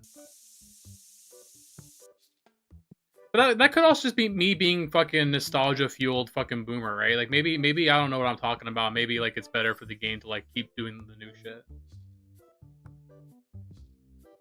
And yeah, Rush Duels are another one that they're not really supporting though. Like I think the only way to play Rush Duels now is Duel Links, right?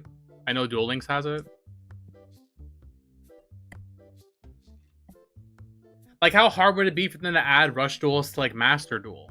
Since Master Duel is like their main game right now, you know? Yeah, so the time period formats are a good idea. I like that, Elgerbrand, but like they don't really support the time period formats. Like unless you go to a YCS event, even then, like they only do like little side events for those.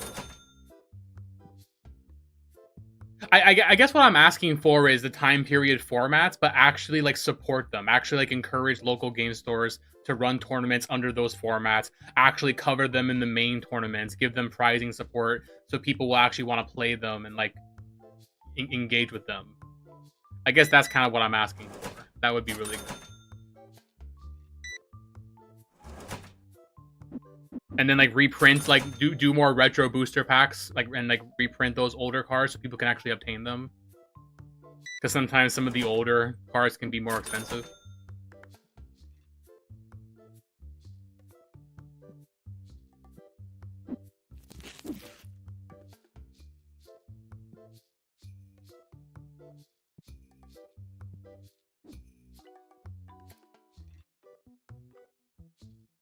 Alright, let's do the last deck box. Let's get Exodia decks going. I love Exodia decks too. Like, I don't like playing against them, because, like, nobody likes playing against Exodia, but I just love Exodia as, like, a card. He's fucking cool as shit. I like that they give Exodia so much support that's not just, like, FTK Exodia. They've given him, like, good support cards over the years. Which, like, obviously, if you're trying to make, like, the most optimal competitive Exodia deck, I think doing FTK is still probably the best. But I would pick the more fun ones. I like how there's a card called Obliterate. I would love to play that and just yell Obliterate at my opponent.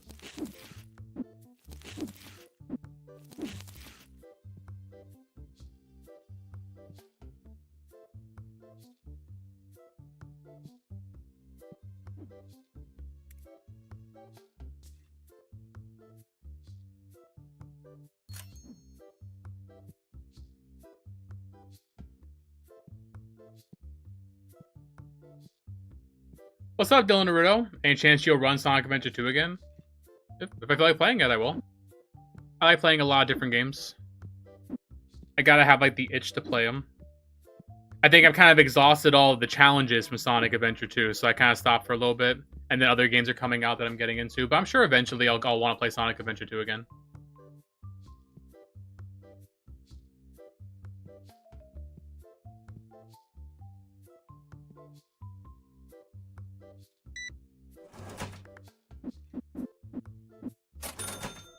It's good to see you again, Dylan.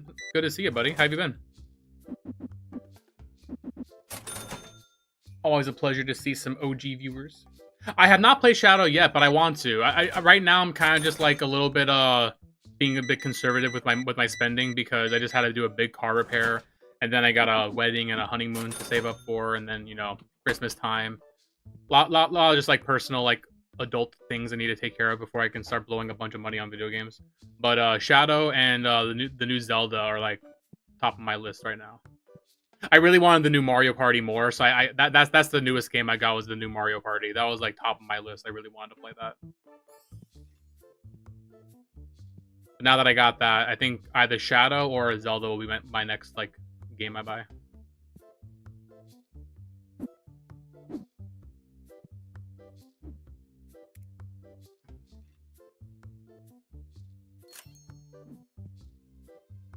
Worked your first day of your new job? Nice. What's the new job, if you want to share it? If that's TMI, then that's fine. That's valid. But feel free to share if you would like to share. I also started a new gig. It's not like a new job, because, you know, I do like the independent driving jobs, but there's a new company that I am now signed up with called YuGiOh. And they do all the deliveries for like the meal prep like services like HelloFresh or Factor Meals. You've probably seen YouTubers like sponsored by those. YuGiOh is the company that delivers them. And now that's one additional company that I work for, besides Amazon and Grubhub and everything else.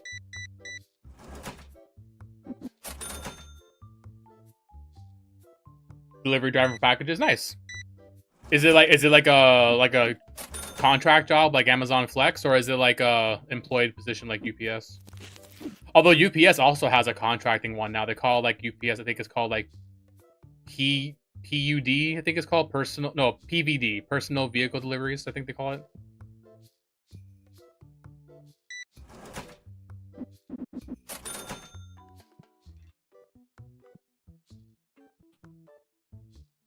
He didn't show that.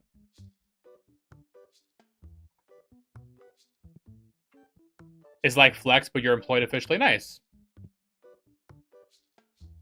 I thought about trying to maybe find a delivery job that's like employed, but I don't know. I see what Amazon does to their fucking DSP drivers with like constantly tracking and monitoring everything you do. If you like I don't know, run a red light or a yellow light or anything like that, like they'll like contact you about it. It seems very like dystopian, very like Big Brother. I don't really like it.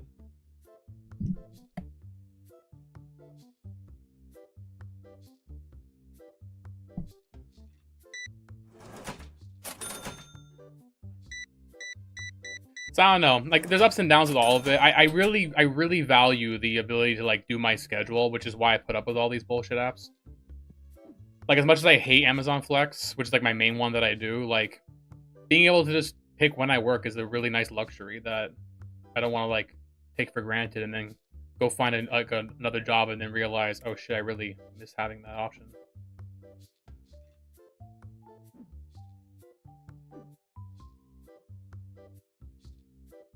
You do the rental vehicles. That sounds like a better deal then, yeah. Do you get to choose? Like, do you choose which vehicles you drive, or do they just like tell you what you're doing for the day? I will say I'm liking package deliveries a lot more. Like the food delivery apps like Grubhub and Uber Eats and stuff, those have gone downhill so much. I think like I don't know like what's causing it. I think like less people are ordering from these services because they kind of suck. And then also I think like so many people are like signing up for them because everybody wants to work with them. So they just been kind of like shitty. I've been liking the package deliveries a lot more, like Amazon Flex or VHO. It's a lot more labor, like it's a lot more work. Like I get like come home like really tired after doing like a big like freaking Amazon Flex shift. But it's just nice knowing like, you know, how much exactly you're gonna be making like before you set out for the day. There's not that like element of like mystery to it. Like when you do food delivery, you're primarily working off a tip. So it's like you might have a good day, you might have a bad day. You don't really know. With Amazon, it's like, okay, I know exactly how much I'm making today for this block.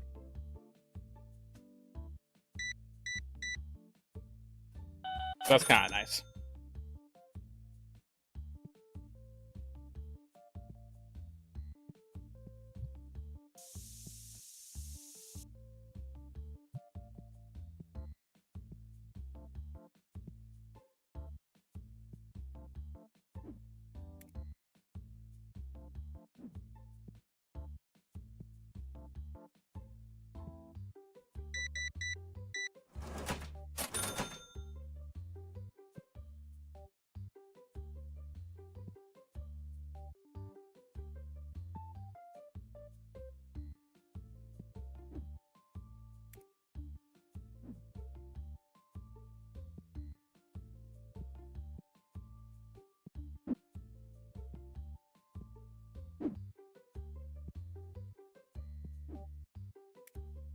Probably do a couple more of these. And then one of each deck box. And we'll do one Legend of Blue Eyes box too. We got the money for it, might as well.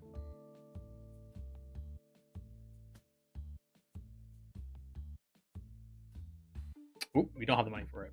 It's a big ass restock.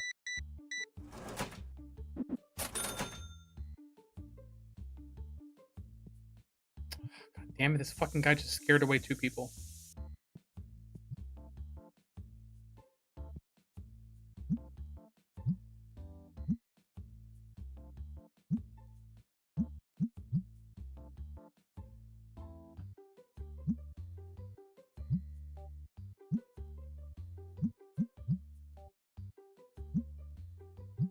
These are all still good prices, right?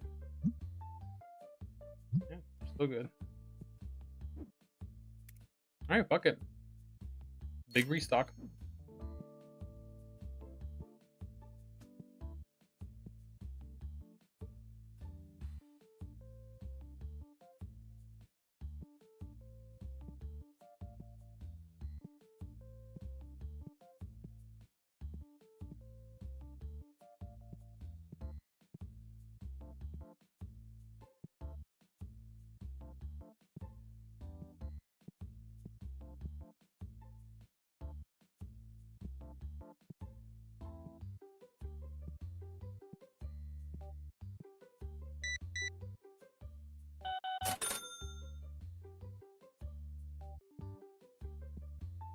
My biggest complaint with Flex is how far I get sent, though. There are times where I like, just the other day, I did 200 miles in a single day doing 2 Flex shifts.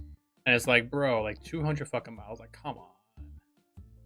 Some of it doesn't make sense. Sometimes I'll pick up a station from like one city and go to the next city, like over. And it's like, do you not have Amazon stations in that city? Like, why the fuck are we... Why is your package coming from a warehouse? It's like 70 miles away. Like, it makes no goddamn sense. Aren't you the biggest company in the world, Amazon? Like, can't you, like, figure this shit out?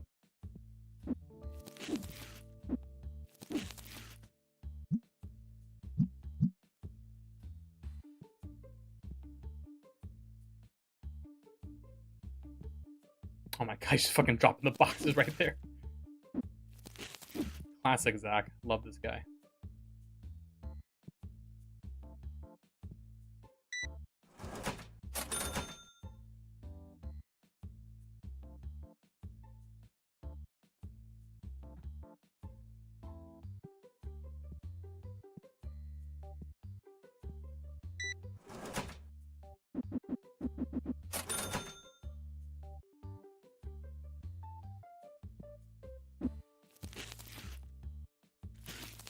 Zach, you missed one, buddy. Oh, because it's time to go home. Bro, couldn't put one more deck box on the shelf before going home?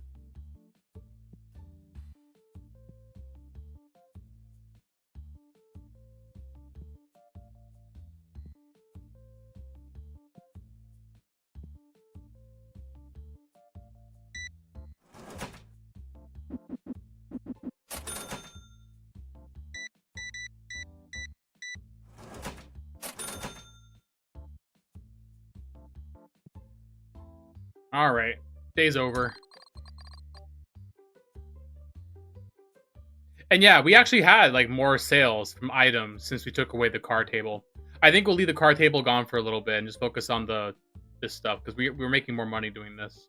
Once we get like more employees and we can like start letting the store kind of like auto run and we can start opening packs faster, I think that's when we'll focus on we'll put the card tables back. But I think for now we'll keep them on.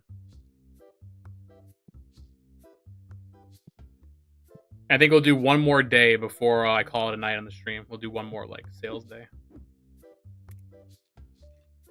I'll pick up a couple of booster packs for myself.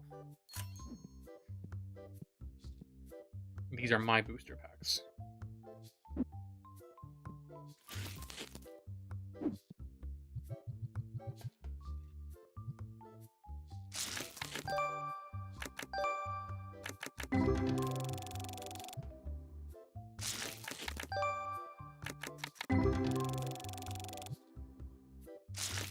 Time for new items. Let's get our money a little bit padded up a bit. We just did a big restock. Let's wait until we sell through some of those and get some more money. I think we'll start stocking maybe the graphic novels.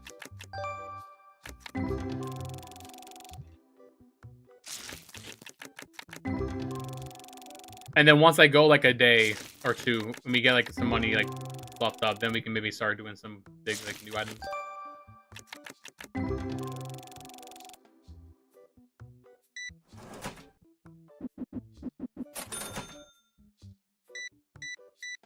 Brother, you guys hear the fucking cops outside? Oh, brother, who are they after? They're after me. They found out that I emulated YuGiOh the Sacred Cards. They're after me, chat. They're coming to get me!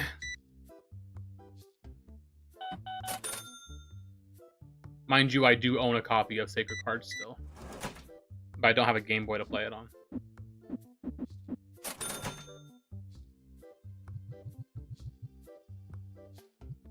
Yeah, rent's due today, so I'll probably pay that today. That'll be our big purchase for the day.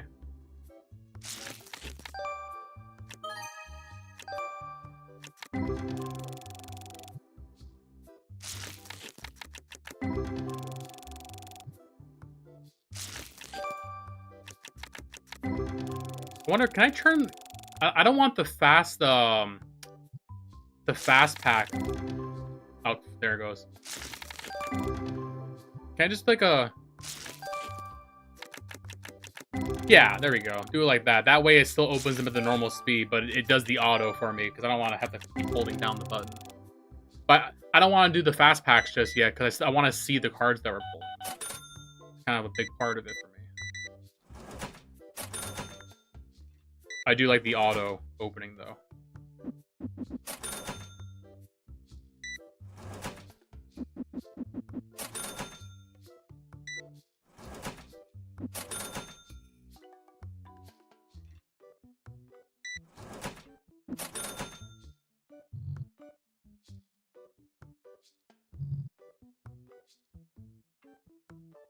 And then also the hand size limit. Let me put that. Yeah, let me do that. There we go. Yeah, that's fine.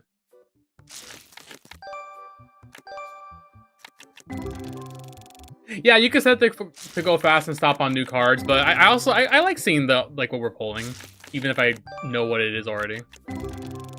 Plus, this also makes it easier because now I'm only opening 8 at a time, so I'm not like opening up like 60 at a time, and then customers are queuing out the door. This is a good system. Open up 8 packs, and then by the time you're done opening them, you'll probably have a couple customers in line. Check them out. Once they're all gone, open up 8 more packs. A good little system.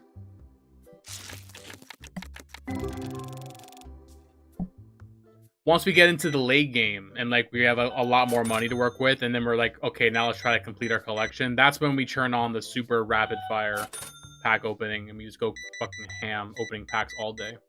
When this game first came out, I was really determined to complete my collection and my old save, and I was literally having my wife open packs for me while I was at work, like every hour and a half. I timed it. I don't know what the time is now, but I timed how long it takes to open up 1,024 packs, and every like hour or whatever, I was calling her, being like, "Hey, it's time to open up some more packs." I had them all laid out for her on shelves. I had a good little system for her.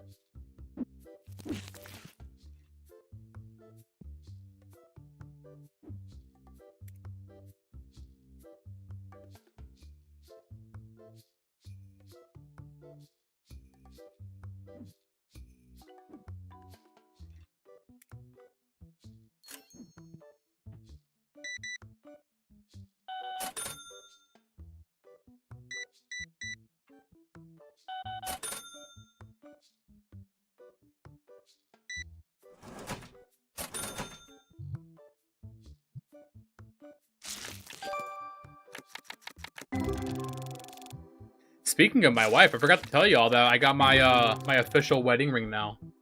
Really nice. I gotta post a picture on Discord or something.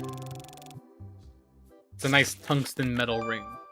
Very heavy. I feel the weight of it on my hand. It feels very official. Now I want to fight somebody. If I punch them with this fucking ring, it's gonna break their teeth.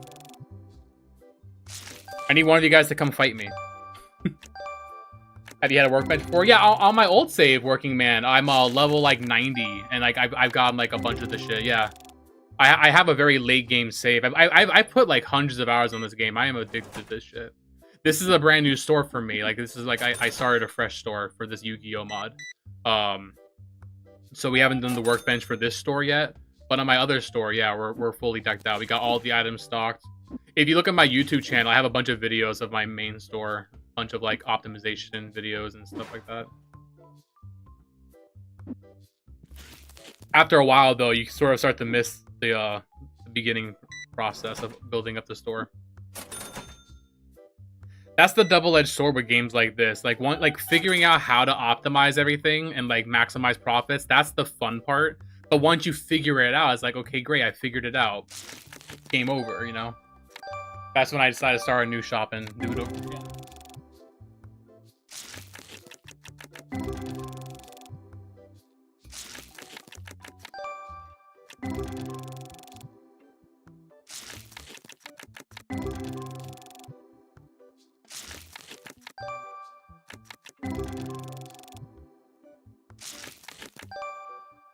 If they make an Animal Crossing mod, I'm gonna start another shop too.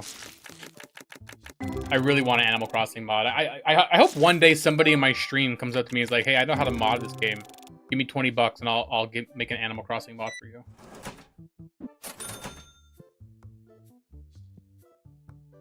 Then again, Nintendo would probably sue the fuck out of me because Nintendo loves to sue people.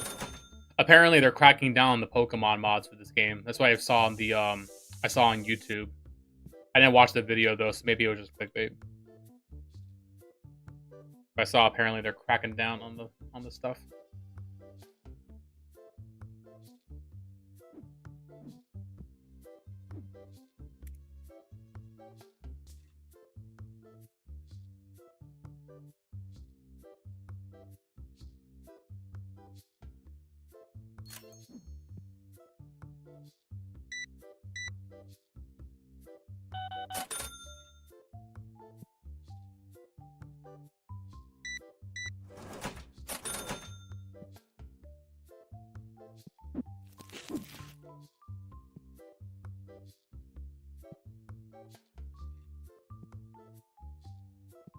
Is 2 rooms as big as store? Yeah, so you have access to the storage room and then the main room. The main store can go all the way up to this window. This is the main store expansion. And then your your spare room can go all the way to this window. If you want, when this day is over, this is probably my last day before I wrap up the stream. Once this day is over, I'll save and quit, and I'll go to my actual store. If you want to see what the main store looks like.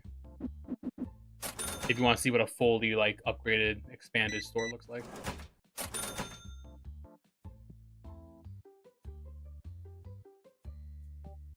I also did another challenge for a store where I kept the smallest expansion size and try to stock every single item in the game. And I was successfully able to do that, but if they ever add even one more item to the game, I probably can't do it. Not without making some sacrifices, because I still have all the storage spaces in that small-ass store. I think if they added more items, I have to get rid of my storage racks and just put all the boxes loose on the floor like I'm doing now.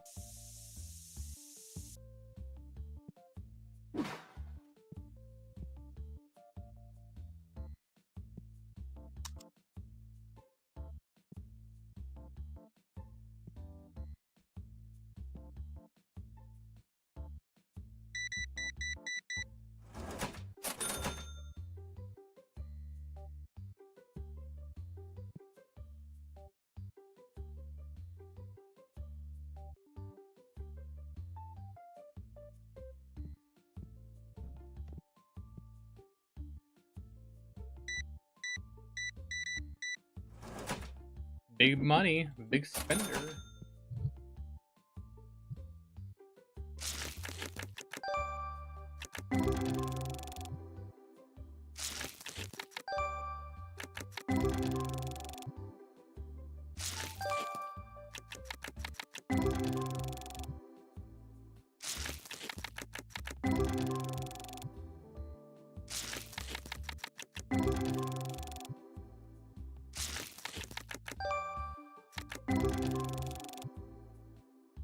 Seven completed.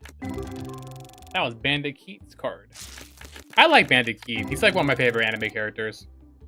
They kind of did him dirty. I don't like how they just made him a fucking ghoul and like brainwashed by Merrick and then we never see him again. I don't know. They kind of did him a little dirty. I would like to see more of Bandit Keith.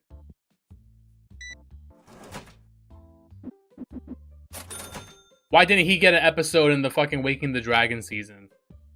Hot take, I love that whole arc, that whole Waking the Dragons bullshit. I know a lot of people say that was like the worst of like OG Yu-Gi-Oh, but I fucking loved it.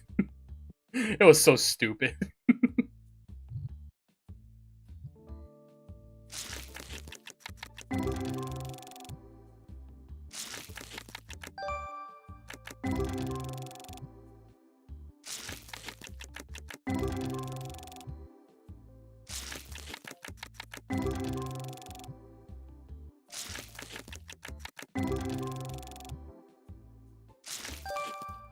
I like how in the Japanese manga, Bandit Keith holds a gun to Pegasus. Very American of him. He's strapped. Can't go to the Yu-Gi-Oh tournament without your gun.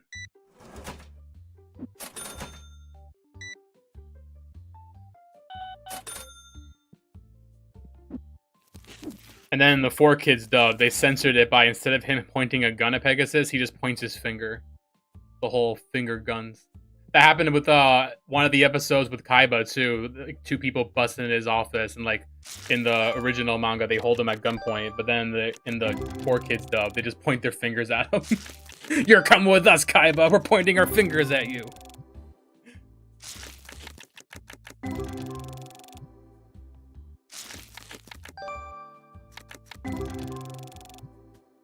I wonder what would have happened if 4Kids never dubbed Yu-Gi-Oh!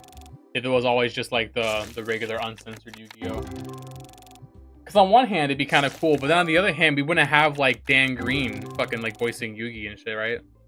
Because I think at the time he was like exclusively doing fucking 4Kids shit, wasn't he?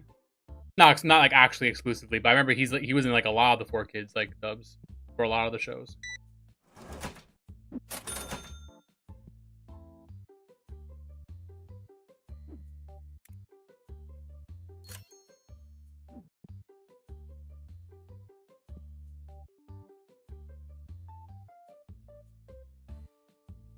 The finger gun sensor, yeah, finger gun sensor was OP.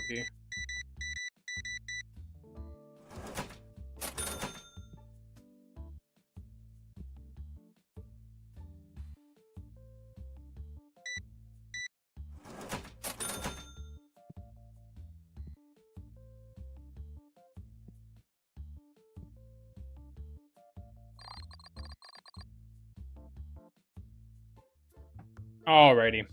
I think we're going to wrap up the stream, but I think Working Man, you didn't say it, but you were wondering about the size limit. So we're going to open up my Cardboard Addiction, day 225, level 89 store.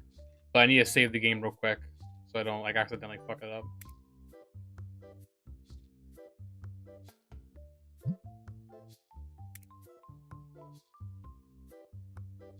And I'll show off the main store. I think it might look a little different too from the last time I played. I think I did a little off-stream playing on it. So we'll go ahead and load it up. And it's gonna take a minute for it to load because I have the YuGiOh mod on. It's gonna look like the game's frozen for a minute, but it's gonna take like a minute to load up a new store. So while it's doing that, I'm gonna run take a piss real quick. So BRB.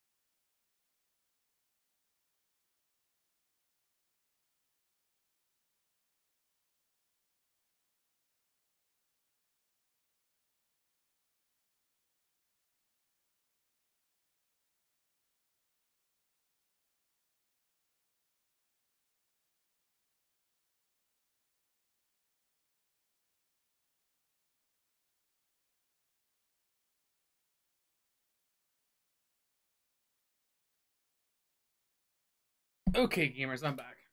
Man, this shit's still loading. Holy crap.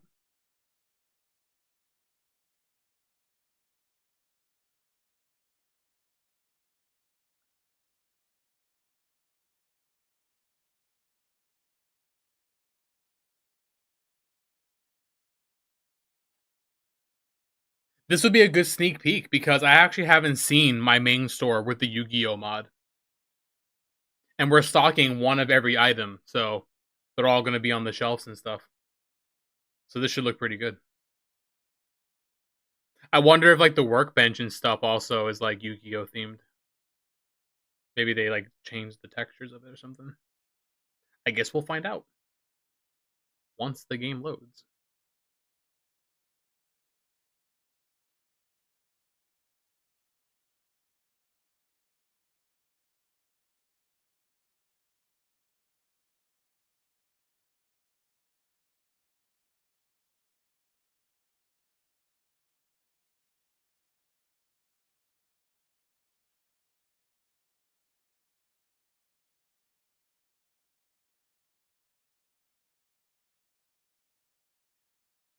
Any second now. Have faith, chat. I know it's tempting to restart the game because it looks frozen, but have faith. It's working. Up, see? And move for a second. Oh. Oh, wait. Ooh. There it is. Cardboard Addiction. Look how laggy it is. Holy shit. Let's check it out. We got all of our comic books right here. Got some figures. I need to do a little restocking, it looks like. Looks like I'm out of some shit. Look at all of our fucking Seto Kaibas. Got the Game Boy games down there. Oh yeah, what about the board games? Oh shit! I didn't even look at these! Oh my god, they got Yu-Gi-Oh! Monopoly? Oh my god, this is so cool! I didn't even look at this shit. Oh wow! We got the Legendary Duelist box. We got, I don't know what the fuck this is. Millennium board game. Is that a thing? I've never seen that before. Yu-Gi-Oh! Monopoly is cool as shit. Oh, hell yeah. Is this a thing? Yu-Gi-Oh! Millennium game? I've never seen that before. Somebody tell me if you played that. Tell me if it's any good. All of our cards. All of our boxes. Minus the new stuff. There's new packs that we haven't gotten on this one because there's a mod that like gives you access to these new packs. So we haven't stocked these yet. Because this shop isn't using that any mods like that. We got the binders down there. We got all the play mats.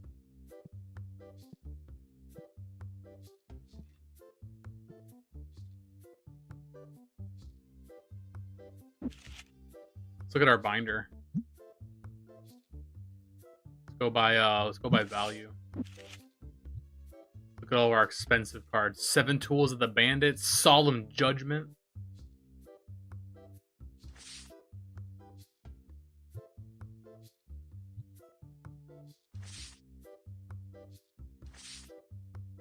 Where are my Exodia pieces? Do I got Exodia pieces?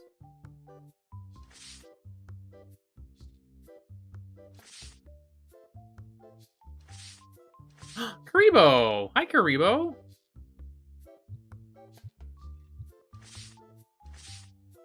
I don't want to keep them. I just wanted to look at them.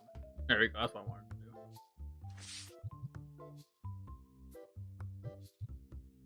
Yeah, 1.2 million. I sure do. I got a lot of cards. I do a lot of booster pack opening because I'm trying to complete the collection. I'm now like 200 away because they added a bunch of new cards since then. Oh no, also I think that the mod is counting the expansions that I wasn't accounting for.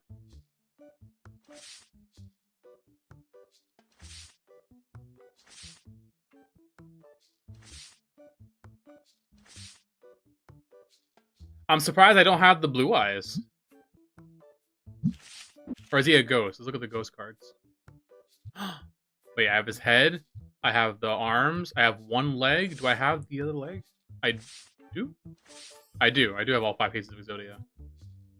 And I got the god cards. Let's go. There he is! Hey, yo! The Blue Eyes White Dragon. There it is. I do have it. No rescue cat. This mod sucks!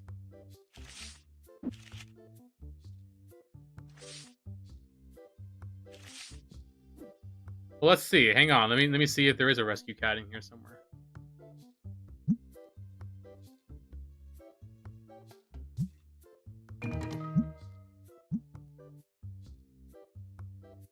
Let's see. Let's see if there is a rescue cat in like the other expansions.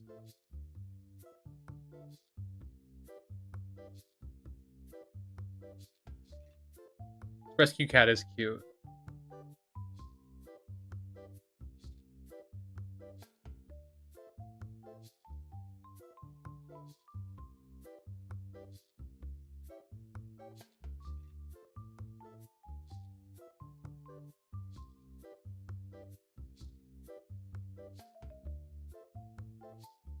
Because there are some expansions that we haven't gotten to yet.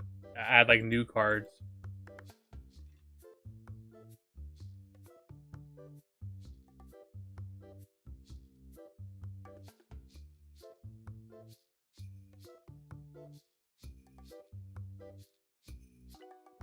I'm seeing some cards from like the GX era in here.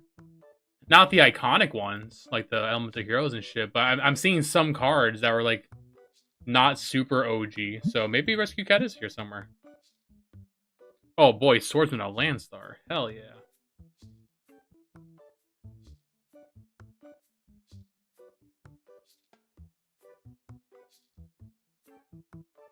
They got this. They got Destiny board in this. Let's go. Oh, they got Destiny board. I can like write out words. Magic Cylinder. That's like a scrub card. People who run Magic Cylinder aren't good at Yu-Gi-Oh. That's how you tell if they're a good duelist. Oh, but you might get some good damage off of it. They haven't learned the lesson that the only life point that matters is your last life point.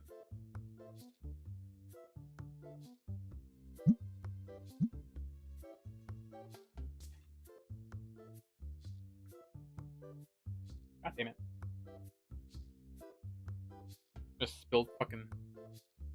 Just spilled water all over my fucking shirt. Hang on. Gotta strip.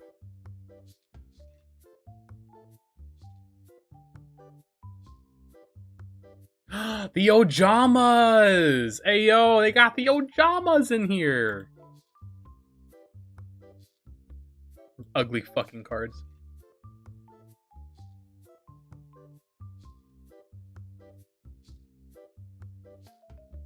Chat, which one's the most ugly Ojama card? I think it's yellow. Ojama yellow is the ugliest.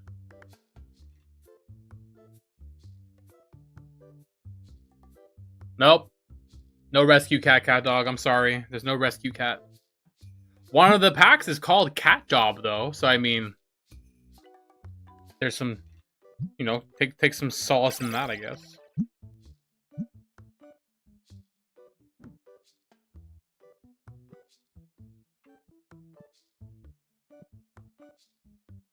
Oh yeah, they do change the stuff. They have like Yu-Gi-Oh cards on there. It's not a lot of changes, but they do change a little bit. Welcome, please enter, Dark Magician Girl. And fucking Merrick has a no entry. You walk in here, you get fucking mind crushed.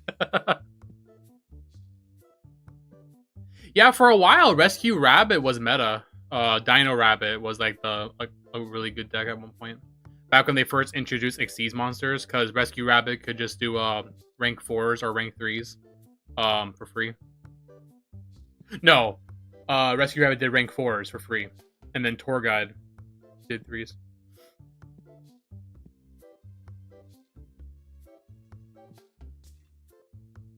I love the Karibo Dark Magician. That's so cute. I would like unironically use those sleeves. I wish the official sleeves didn't suck. All the official, like, cool art sleeves end up kind of sucking a little bit. You want, like, the plain color matte ones. Those are the good sleeves.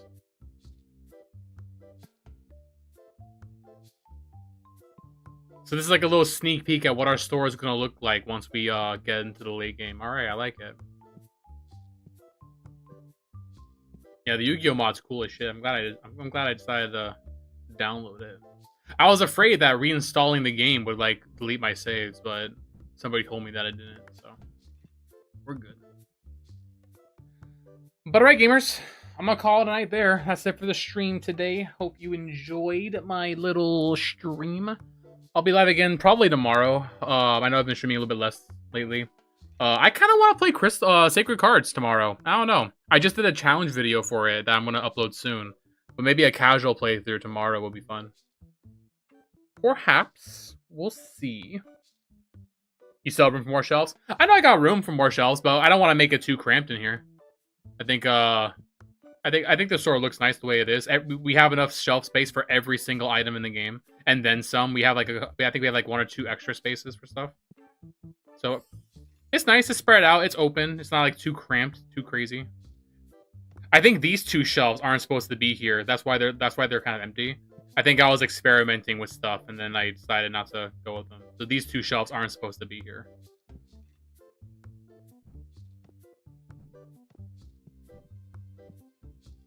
But yeah, I'm gonna go ahead and get out of here, gamers. Thank you all for watching. Hope you guys enjoyed the stream. I'll see y'all tomorrow. Until next time, as always, stay epic, gamers.